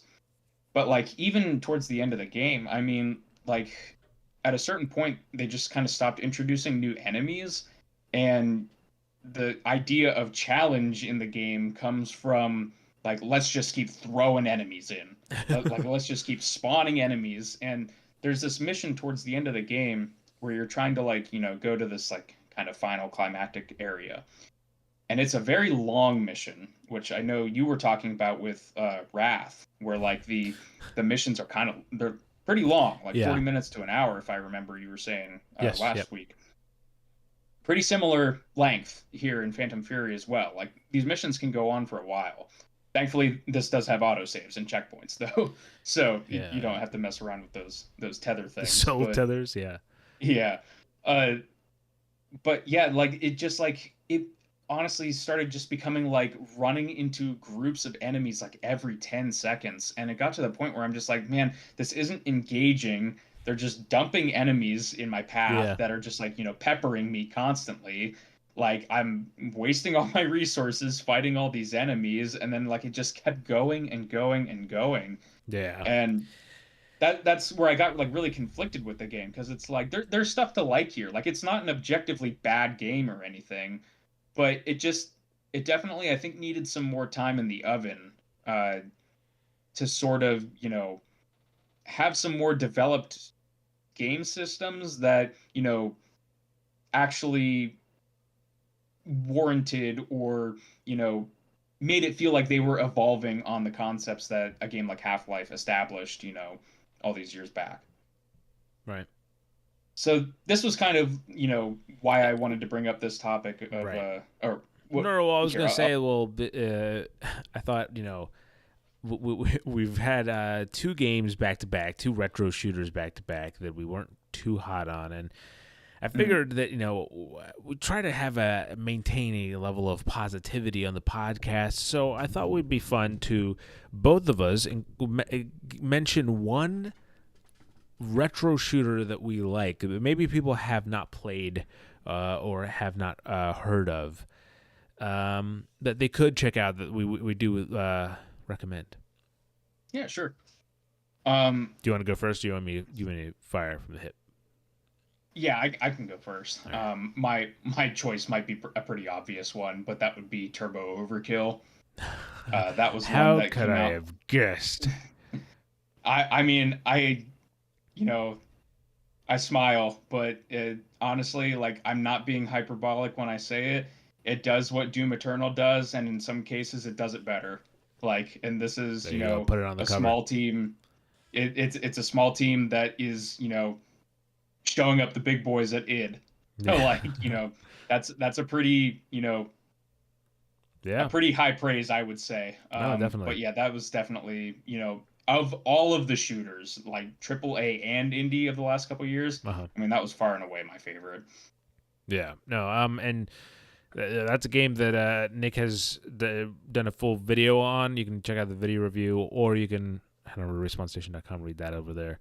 It's now, see, this was our plan. See, this was all part of the plan. We did 3 years of just writing, so now we can plug our stuff constantly as we go. That was all how. That's exactly how I wanted that to play out. All right, for me, I'm gonna do one that I occasionally keep thinking about, and the more I think about it, the more kind of just like I think it's pretty chill, and it's one I highly recommend if you have not played it to check it out. It's called Fashion Police Squad. And I played it last year. I liked it so much. I played it twice because I did it once for kind of before the review, like before release for the review embargo, and then I liked it so much I played it again on stream, and just had a really really good time with it. It's ridiculous. It's over the top, but it knows what it is, and it's the tongue-in-cheek humor just really works for me, and also just vibrant and fun, and just kind of a lighthearted experience. I think it's I want to say I can't remember. I was gonna say 4 to 7 hours, somewhere around there. It's not like too long of a game. I want to say 7 hours. Was what my first playthrough was. So there's a lot, not like too much content. Like there's a few kind of challenge stuff you can do. So it's very focused, but what the stuff that is there, I really liked. Yeah, that's one that's on my backlog. I have to get around to Fashion Police Squad at some point because it seems like it'd be up my alley as well. Yeah. But yeah, I kind of want to do circle it back onto the main topic, which was imitation and inspiration. Because again, like I don't want to be like super negative or anything like that with. No, yeah. I said, like there are good things about the game. There are things that I think need some work, but it obviously all of the comparison to Half-Life was just making me think about this topic basically. Right. And I wanted to start it off, Sri, with just giving like a quick definition of both, just so we can establish some groundwork space here. Yeah. So let's start with like an imitation. So I'm using Merriam-Webster just for like Sure. Let's just set it straight. Very dry here. And they have like a couple different definitions for it. Like the first one that comes up is an act or instance of imitating. The second one is something produced as a copy. Yeah. Inspiration, on the other hand, an inspiring agent or influence, the quality or state of being inspired, something that is inspired. It has sort of like, some kind of like religious implications as well, depending on, the definition you're going with. But essentially what it boils down to usually, and, kind of what we were sort of hinting at, I'd say, with the title, is that there's some positive and negative connotations with these words. Mm-hmm. Usually it's a good thing if you're inspired by something, and usually it's not considered a good thing if you're imitating something, right? Yeah. Imitating your I think you're following along. If I was to do it like very cut and dry, right? For me, the equation is very simple. Imitation is inspiration without the heart. If you don't have that soul, it's gonna come out as an imitation no matter what. But if you have something that you really care about, that inspiration kind of just naturally lends itself to, into the game, and you can kind of tell a lot of times. Yeah, I like that. That's a good way to kind of make a good and clear distinction between the two. Maybe not 100% clear. Sure. Yeah. Different things like that. But I think that's a great place to expand upon, because to give a little bit more inside baseball to the people listening, we have like a kind of like a list of questions that I was formulating around this topic. Yeah. And I wanted to get your kind of thoughts on how this kind of terminology, changes based on the scale of a product. So in this case, like a AAA game that's, an imitator or an inspiration versus an indie game that's using it. Because I think, personally, there is a difference and that you view these things differently depending on the scale of the project, right? Yeah. If you have like a 3-person team that's trying to make, a Metroidvania that's inspired by the original Metroid, you're Right. gonna view that different from like, The Callisto Protocol being an imitation of Dead Space. exactly. Yeah, definitely. So yeah, I wanted to kind of hear your thoughts on that, where you kind of stand on I actually that sort of. I agree. I think that indie games do have that. I mean, I say that as literally. I wrote an article today that just went up about a game called Hypercharge. Shoot, Hypercharge. I'm gonna remember. Unboxed? Is that it? Unboxed. Yes, dude. There it is. Yeah, Hypercharge Unboxed. And it is because it's a like a Toy Story inspired, or I guess like Small Soldiers or whatever it is, inspired like first person or third person shooter. Mm-hmm. I think this is one of those games that went viral for a little bit. I saw it on Twitter a lot, and then it's already out on PC and Nintendo Switch, but later this month it's coming out on the Xbox. And it was interesting. If you guys haven't checked it out, the official Twitter account for the game released this video where it was essentially talking about how the developer, it was a very small development team. I believe it's 6 developers from the UK who made the game, and they they wanted to make something that was had that like action figures coming to life and kind of playing with action figures, that kind of vibe that it throws it back to the 90s, and again with these kind of older movies, either Toy Story or Small Soldiers or whatever it is. Small Soldiers or Tiny Soldiers? I forget. Whatever it is. Toy Story is the one that comes There's to a mind. couple different ones. Yeah, so I think you're in the ballpark. Toy Story is the one that comes to me. But so like, yeah, like I say that as someone who's just released that. That was a crazy plug tangent for them. Good shout out to them. But regardless, the indie games, stuff that has small teams, like you said, I think are more likely to get the inspiration tag. Whereas the big bloated or high budgeted projects, maybe always kind of tend to get that negative tinge to it, because I think people are always perhaps a little bit skeptical when a game is kind of puppeteered in some way, in one way or another.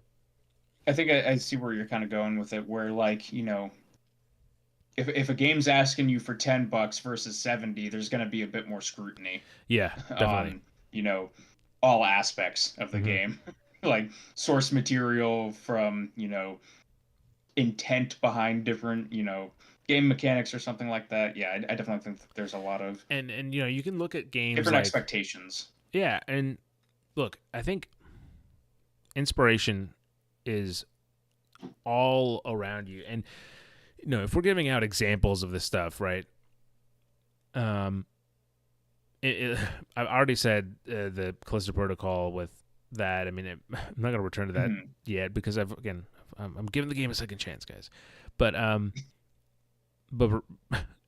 talking about inspirations, there are quite a few games that I've played just in the last few months that I think are inspired in a really, really strong, good way. I think of Sea of Stars, a game that kind of really harkens back to the like Chrono Trigger and that era of games, but it has so much soul and so much life that it's just kind of hard not to enjoy that journey. I don't even play like that is.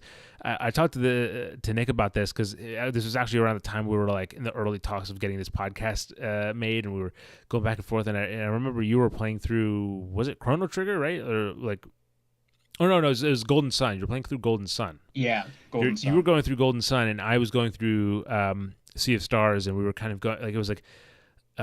For me at least, I mean, I can't speak to Nick, but it was like a genre that I don't often interact with, and so for me to go through this, and I was like just totally enamored by that game, and again, it is inspired, but it's, if it didn't have maybe that much love, the care, the things that make it that extra level of accessible, pretty, and good to look at, then it could be an imitation. I also think of a game that I actually probably, if you were to ask me, but like a pre-game report, what I thought, I would have said was, oh, it's going to be an imitation before I played it. And then as I played it, I thought I actually felt myself transitioning to Inspiration, and that was Lies of P. I really thought that game would be just another Souls like, tick the box. Mm-hmm. It's gonna get some clicks, and it has a Pinocchio twist on it for some kind of hook, I guess. But Right. but playing through Lies of P, I was similar to Sea of Stars. And by the way, I played these games like close to back to it, and so I was living at this time. It was Starfield and then Lies of P and Sea of Stars. I think it was like so. I was having some home runs back then. Mm-hmm. But so Lies of P is it's so very inspired in terms of like there's stuff that's very much like the shrines, and then the way that a lot of the mechanics works and the upgrades work. Sometimes too, it's like detriment of like, man, like you don't have to go back to the hotel every time you want to like upgrade your like update your stats or whatever. Mm-hmm. Stuff like that can be even like like a little frustrating at times, for how kind of maybe faithful or it is. But at the same time, I think it does so much that is itself that I just was totally taken to the world and kind of its experience. And it's also like the first real Souls-like game that I've played. That I've beaten. I've played several. I've played a lot of Souls-like games. Some that I have where I have not even made it past the first boss, if you believe it. Wulong, Wulong Fallen Dynasty. That is one of them. Mm-hmm. But Lies of P was just like that one that just had enough things that were original and interesting that kept me going. Yeah, I think Lies of P is a really good example that you brought up that I didn't think of, because like I was absolutely in that camp also, like in all the pre-release stuff, just being like, it's it's Yeah. Pinocchio Bloodborne. Like that's Yeah. what it is. And for better or for worse, if that's what the game ends up being, that's what it ends up being. And if it strikes a chord with people, then that's all that really matters in the end. Something that I also was also thinking about when you brought that up was timing, I think, is also really kind of important in this kind of relationship as well, because obviously, pick a random week out of the year to go on Twitter and see if Bloodborne is trending on Right. Twitter. Yeah. Like it trends all the time. All the And, time. as much as, we all love From Software, it's really not a well that they've gone back to. Like even Elden Ring, you can tie closer Yeah. connections to like the style of Dark Souls to like Bloodborne, Mm-hmm. really. So, a couple years go by and then in comes a game like Lies of P that, is trying to offer up that same kind of itch. I definitely think that can be a benefit as well as a hindrance to people, like if you're trying to do something too close. Like I think that's kind Right. of where we get into like, these different trends with like battle royales. What comes to my mind first of all, like you get like a couple of them that pop up, and then any of them that come out within a year or two after, you're immediately going to be hit with the Right. imitator tag, right? Yeah. So yeah, I definitely think timing is an interesting kind of element that also kind of muddies the water with this topic. um I was One of my other questions I had on here, and this was just kind of like an off the cuff one that I was like, maybe we can have a discussion about, maybe not. Sure. uh does imitation or inspiration translate to making more money? Because obviously these are products with the goal of making money. Right. So obviously, you ask most people, new like original IPs or whatnot, Mm-hmm. like they're harder to sell. Obviously, they're harder to get funded. Yeah. It's they have a whole laundry list of reasons why And it's harder to make a success earlier out you of were them. talking about how like a lot of people tend to say, "Oh, this game, it's like this game and this game combined." But also, Hmm. like that's, I think the nature of, to a degree, I think that's the nature of like an elevator pitch. It's like, what two words can you combine that would be like, and this is just like an example I'm thinking of right off the top of my head, but like, oh, imagine like Dead Cells, but Prince of Persia. Boom, and like it's Mhm. an easy way you can like, give someone an immediate idea of, hey, I have 2 seconds with you. How does this sound? And you're like, wait, hold on, I can see it, and that's how Mhm. some of that stuff starts. And so it's not entirely like reductive to just kind of say, oh, this game's like this game and this game, but it can be Mhm. reductive if that you're kind of always if you're not giving the new game a fair shot. I think that is what at least Mhm.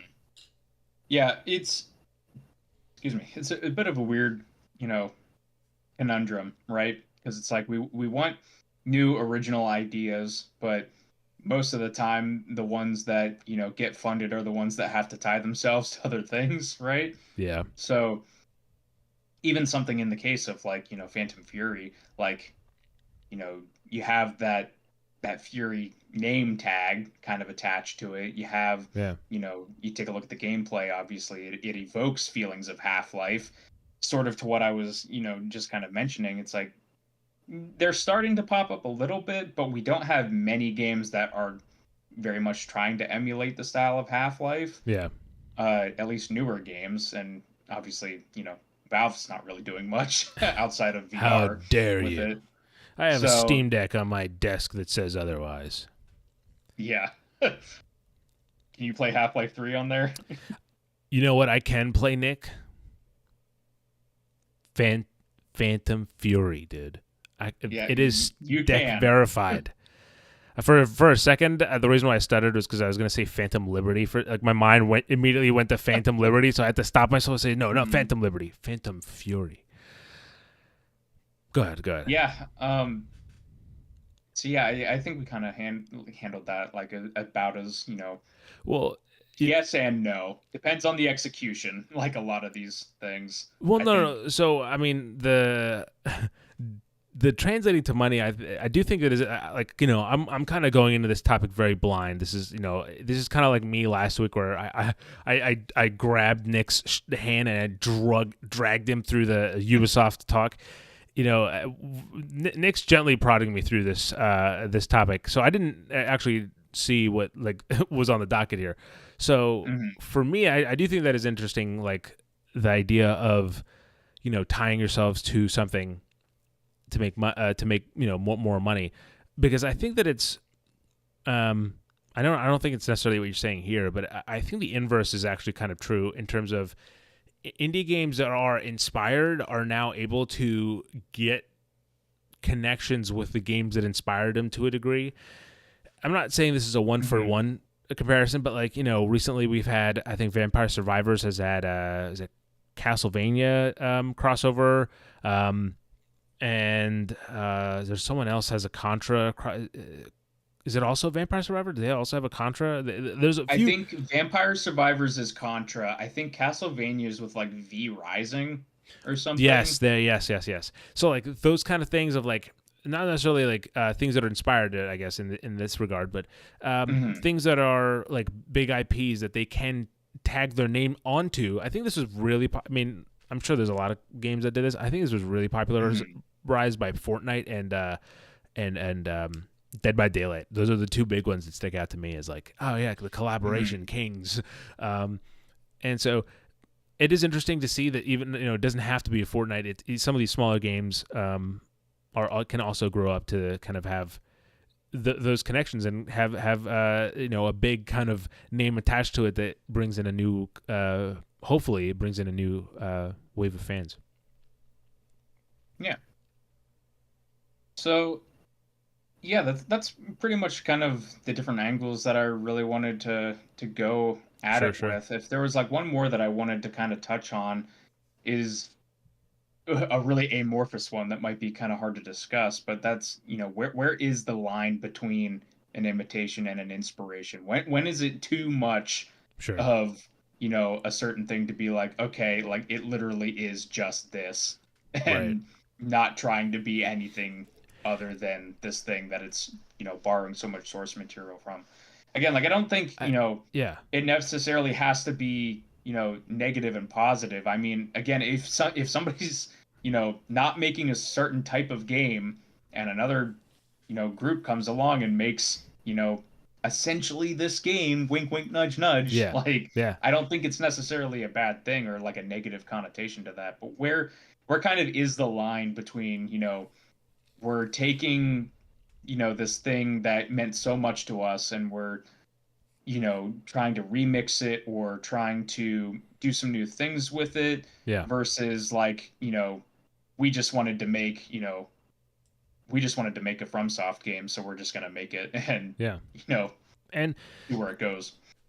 I do think that you touched on it in terms of like what I was going to say as well is that I think a big factor of the line is that it's based on like the want of the general kind of gaming community, and if that game kind of meets it. If a Hmm. game comes out, right, and this kind of draws back to the last two games we've talked about on this, the last two retro shooters we've talked about on this podcast, and we're not trying to pick on them. I swear, this is not what's happening. It's just that you have games like that are coming out to a saturated market, and they can. It's easier for those games because they come out in this market to feel Hmm. like, oh, they're just imitations of what they're trying to be. Whereas if it's a game that where like the developer either they're not greenlighting or the publisher's not greenlighting the next project, or there's a long delay from the next game to this one, whatever, and the Hmm. community or like people are just some really talented people are willing to throw enough of their life away to make something that answers that community's call, then I think it'll be kind of more inspired by that kind of degree alone. Now, granted, if it's bad and et cetera, I think there's nuances there that can kind of fluctuate. But I think Hmm. that's the general idea of how I approach it. But then also, I think I know we're wrapping up the topic, but I also as we talk about it more, I'm I think about like how about like these mods that come in for Fallout or something where like what do these count as, like are they imitations, or I would say actually probably inspirations because there's such Hmm. like huge devotion to like it takes a lot of time, and I've actually been a part of some of these projects, not Fallout but like for other things in the past that I'm not even gonna worth they're not worth mentioning right now, but I know how much work and like time and love and care goes into that stuff to make it authentic and feel like something that you could almost see the real people making type of thing. And Hmm. and I wouldn't like I said, I wouldn't really say that they're imitations per se. So it's an Yeah, interesting kind of topic to kind of. I don't think there's a definitive answer to it in terms of like one is better than the other. right. Um, I, There's a lot of different like avenues to try to dissect it, and no, yeah, they don't definitely, always lead back to a definitive answer. But yeah, yeah, I think if I'm gonna pick out pieces of what we said, like I think it's a combination of what we mentioned with the time frame of certain things, with the what you had mentioned with the drive of a specific group that is like, whether that's customers, whether that's players, whether that's yeah, developers. yeah. It's a drive. And then I do like that opening thought you had about you know the heart needing to be there. I think that that's kind of a key component of all of this, And no, I pulled that kind of out ties of the that together. top of my hat, dude. Just plucked it right out. I'm glad it had a nice ring to it. But with that said, I mean, yeah, like, there's I'm sure if we wanted to, we could spend another like I don't know, like 30 minutes just going through games that we've reviewed on our site, that and which is Hmm. exact. I'm literally scrolling through our site right now, the review section, and go say like, oh, that one's inspired by that, or that one's an imitation of that, and Hmm. it's just the nature of the game, and it's also a nature of you. We'd probably get a higher radius or a higher density of that too, because we cover a lot of indie stuff to the point where I actually don't Hmm. play a lot of AAA stuff. I just don't have the time to play AAA stuff because of just how things work out this way. But but like yeah, so like there's a lot of games where I can kind of identify and be like, yeah, that's certainly I could see that going either way. And I think that's Mm-hmm. also, some of these can go either way too. One person could look at a certain game and say, "Hey, that feels inspired," and someone could be like, that felt pretty like an imitation meat type of thing. That was something that I was bouncing back and forth on while I was writing my review for Phantom Fury also, which was like, obviously making comparisons to Half-Life is like, part of my, thesis by the end of the review. But it's like, what is this like from the person that, like what's this like for like the 13-year-old that's never played Half-Life, that's never, Sure, right, played much of these shooters? Like if they pick this up, like what's this going to be like from their perspective where they're not even, gonna understand that half the stuff is like either a reference or like a connection. right, So it's, right. For it them, it is it's eye opening. definitely an interesting challenge to Yeah, try to balance that. yeah, and no, yeah, that's definitely a fair point as well. Because there's certainly games that, and I'm always very aware of this, and and I try to. It's probably already come through on the podcast as well, where because I feel like I've I had a very narrow palette of kind of what I played. What when I was before I was doing this stuff for Respawn Station, but now I like I have such a wider breadth of games that I play. I've played RTSs, I've played like weird mysteries, I've played visual novels. I've it's just such a wide variety that nowadays I'm probably a little bit more kind of open to the fact that like for some people that these are the first times that I'm experiencing something and they might be experiencing something, but people like you, Nick, who might have played some of the classics before me and would have been like, they did that like 30 years ago, man. What are you talking about?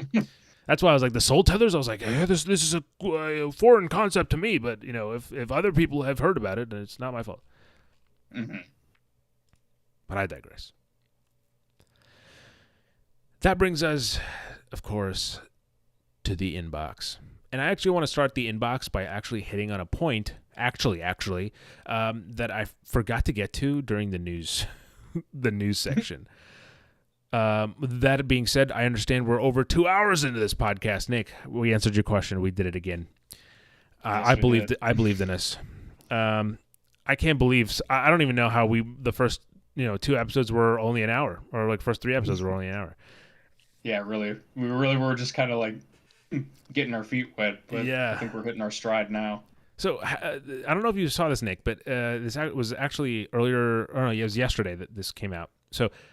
According to GameIndustry.biz, Hasbro has made essentially a $1 billion investment into internal game development.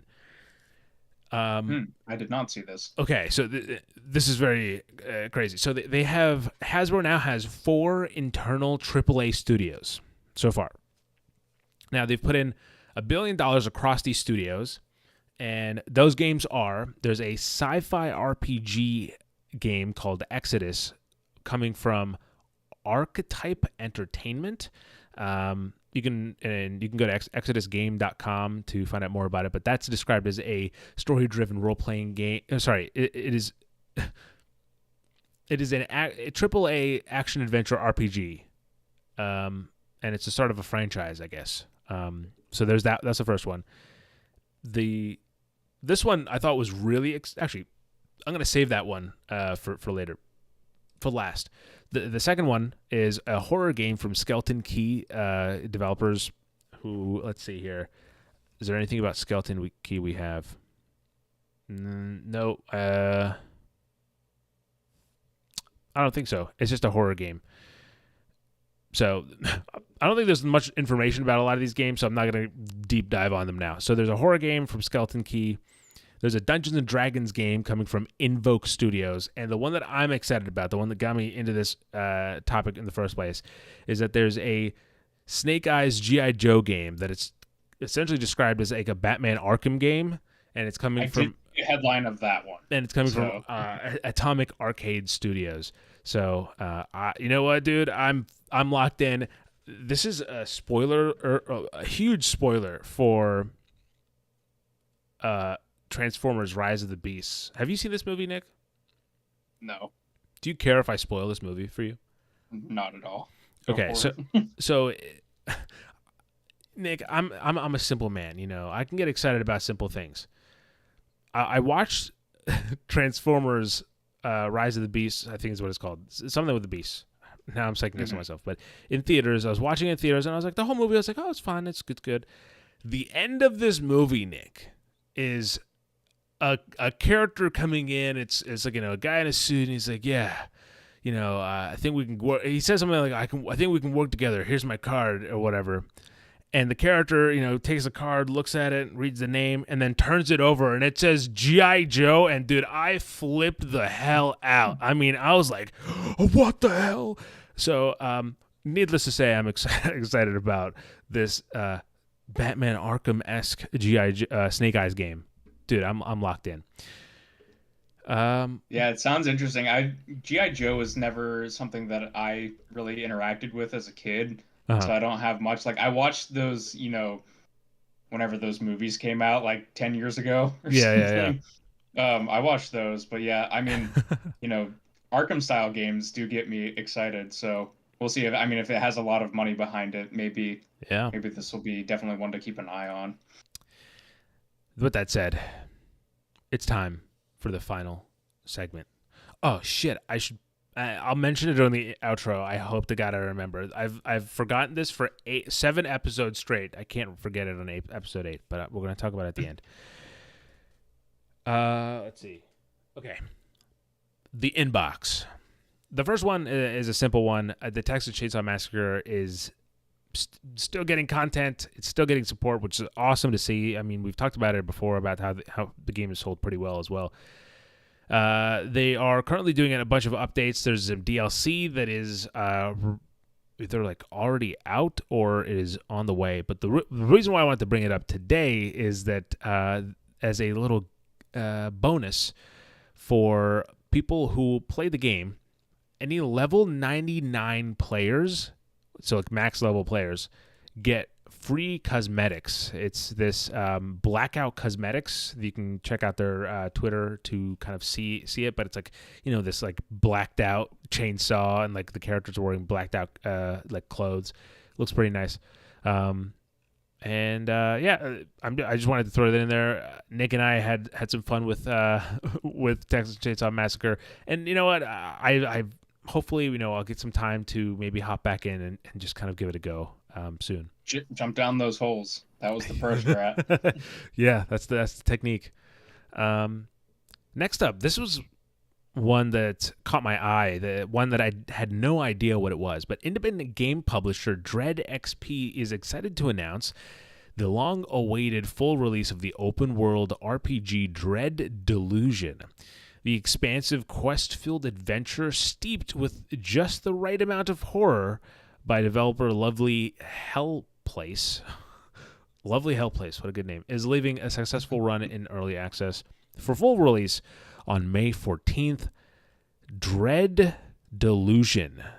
Nick, have you given this one a look? I apologize for anyone who's listening to the pod. Well, everyone. I apologize to everyone because there was probably a sound that you heard. That was the trailer playing. But it looks cool. I'm just kind of I really hadn't heard about this game. It kind of reminds me of a game that I played earlier this year called is it Bloodborne? Not Bloodborne. Shit, I don't know why I said Bloodborne. Now I can't get the word Bloodborne out of my head. Shit. It's not Bloodborne, guys. It's something with blood. Is it Bloodlines? I think it's called a Bloodline. Yes, I think that's what it is. Okay, so that game. I'm not gonna spend too much time on it, but kind of reminds me of that game, but just kind of feels very old school RPG. I really like the aesthetic. I don't know if you looked at it yet. But yeah, I have the Steam page up right now. I do dig the look. It's very PS1 style. Yeah, absolutely. So if you're interested in the game or just want to see like Nick and I are doing, check out the game and see what it has to offer. It's leaving early access on May 14th. Then now. we didn't. There was an ID at Xbox, or is it id at Xbox? I think it's ID at Xbox. It was an IGN X id ID at Xbox event showcase. I didn't unfortunately watch it. I was busy, but I did catch up on a few things afterwards. And there's two games that I wanted to highlight. The first one is from the developers of the indie hit Paradise Killer. Do you know about this game, Nick? Paradise Killer? It got quite a bit of buzz in the indie community. The name sounds kind of familiar. I feel like I think it might have been actually a PlayStation Plus game as well. I could be wrong. But so Paradise Killer, it was very much so an indie hit. The developers are back with the world's first open-world mascot manager crime drama. And it is developed in collaboration with renowned Japanese developer Ikumi Nakamura, who is best known for her work at Tango Gameworks as an artist on the Evil Within and the Evil Within 2, and as creative director for a while on Ghostwire Tokyo. I don't think she stayed there for the entirety, but but yeah, this game was like I said, at the showcase. Looked pretty fun, pretty cool. I just kind of dug the whole aesthetic and the vibe. So it's 2025, by the way. You can find out more about it by going to respawnstation.com. Alexa did a write-up for that, so shout out to her. But I have my eye on it, man. It looks cool. Another one it definitely looks pretty interesting here. Another one that caught my eye kind of from see that Nakamura kind of, the touch. we haven't seen much from her, and her new studio that she's running is working on their first game right now, but there's a quality to this that it captures that. Again, that game is called did I read the name? Yeah, Paradise Killer. No, that's the original. I'm saying that. That's the original. Yes. This new game that was announced at this event is called Promise Mascot Agency. Gotcha. Okay. So that is the old one. So that is the open world mascot management crime drama. I realized I was like, I said all of that, but I don't know if I actually said the name of the game. So there it is, Promise Mascot Agency. Check it out if you haven't yet seen it. And you know what? They're self-publishing the game too. So it's from developers Kaizen Gameworks. Shout out to them. Nice. Another game from the event that I thought was pretty cool. And Nick, are you a fan of Don't Nod? Have you engaged with them? Have you nodded at them before? I can't say that I have. I think they're like, at one point they were like Life is Strange, right? Yes. Yeah. And they had Tell Me Why. Yeah, I don't think I've played any of their games. Right. They also did Remember Me, and Remember Me is always the one that I give a second glance and stand I'm like, out maybe. too. Yeah. No, I have played. So here's the thing. I think that Don't Nod is one of those developers who's just evolved so interestingly over the last few years, because there's definitely, I think Life is Strange put them on the map of oh shit, they have this aesthetic or style, they have this kind of touch that of storytelling that people kind of expect. But then after Life is Strange, by the way, I think Remember Me was their debut, so I guess they kind of were figuring it out, and they kind of found their foot with Life is Strange. But they also did Vampire. I played Life is Strange season 1, all of season 1. Really enjoyed it.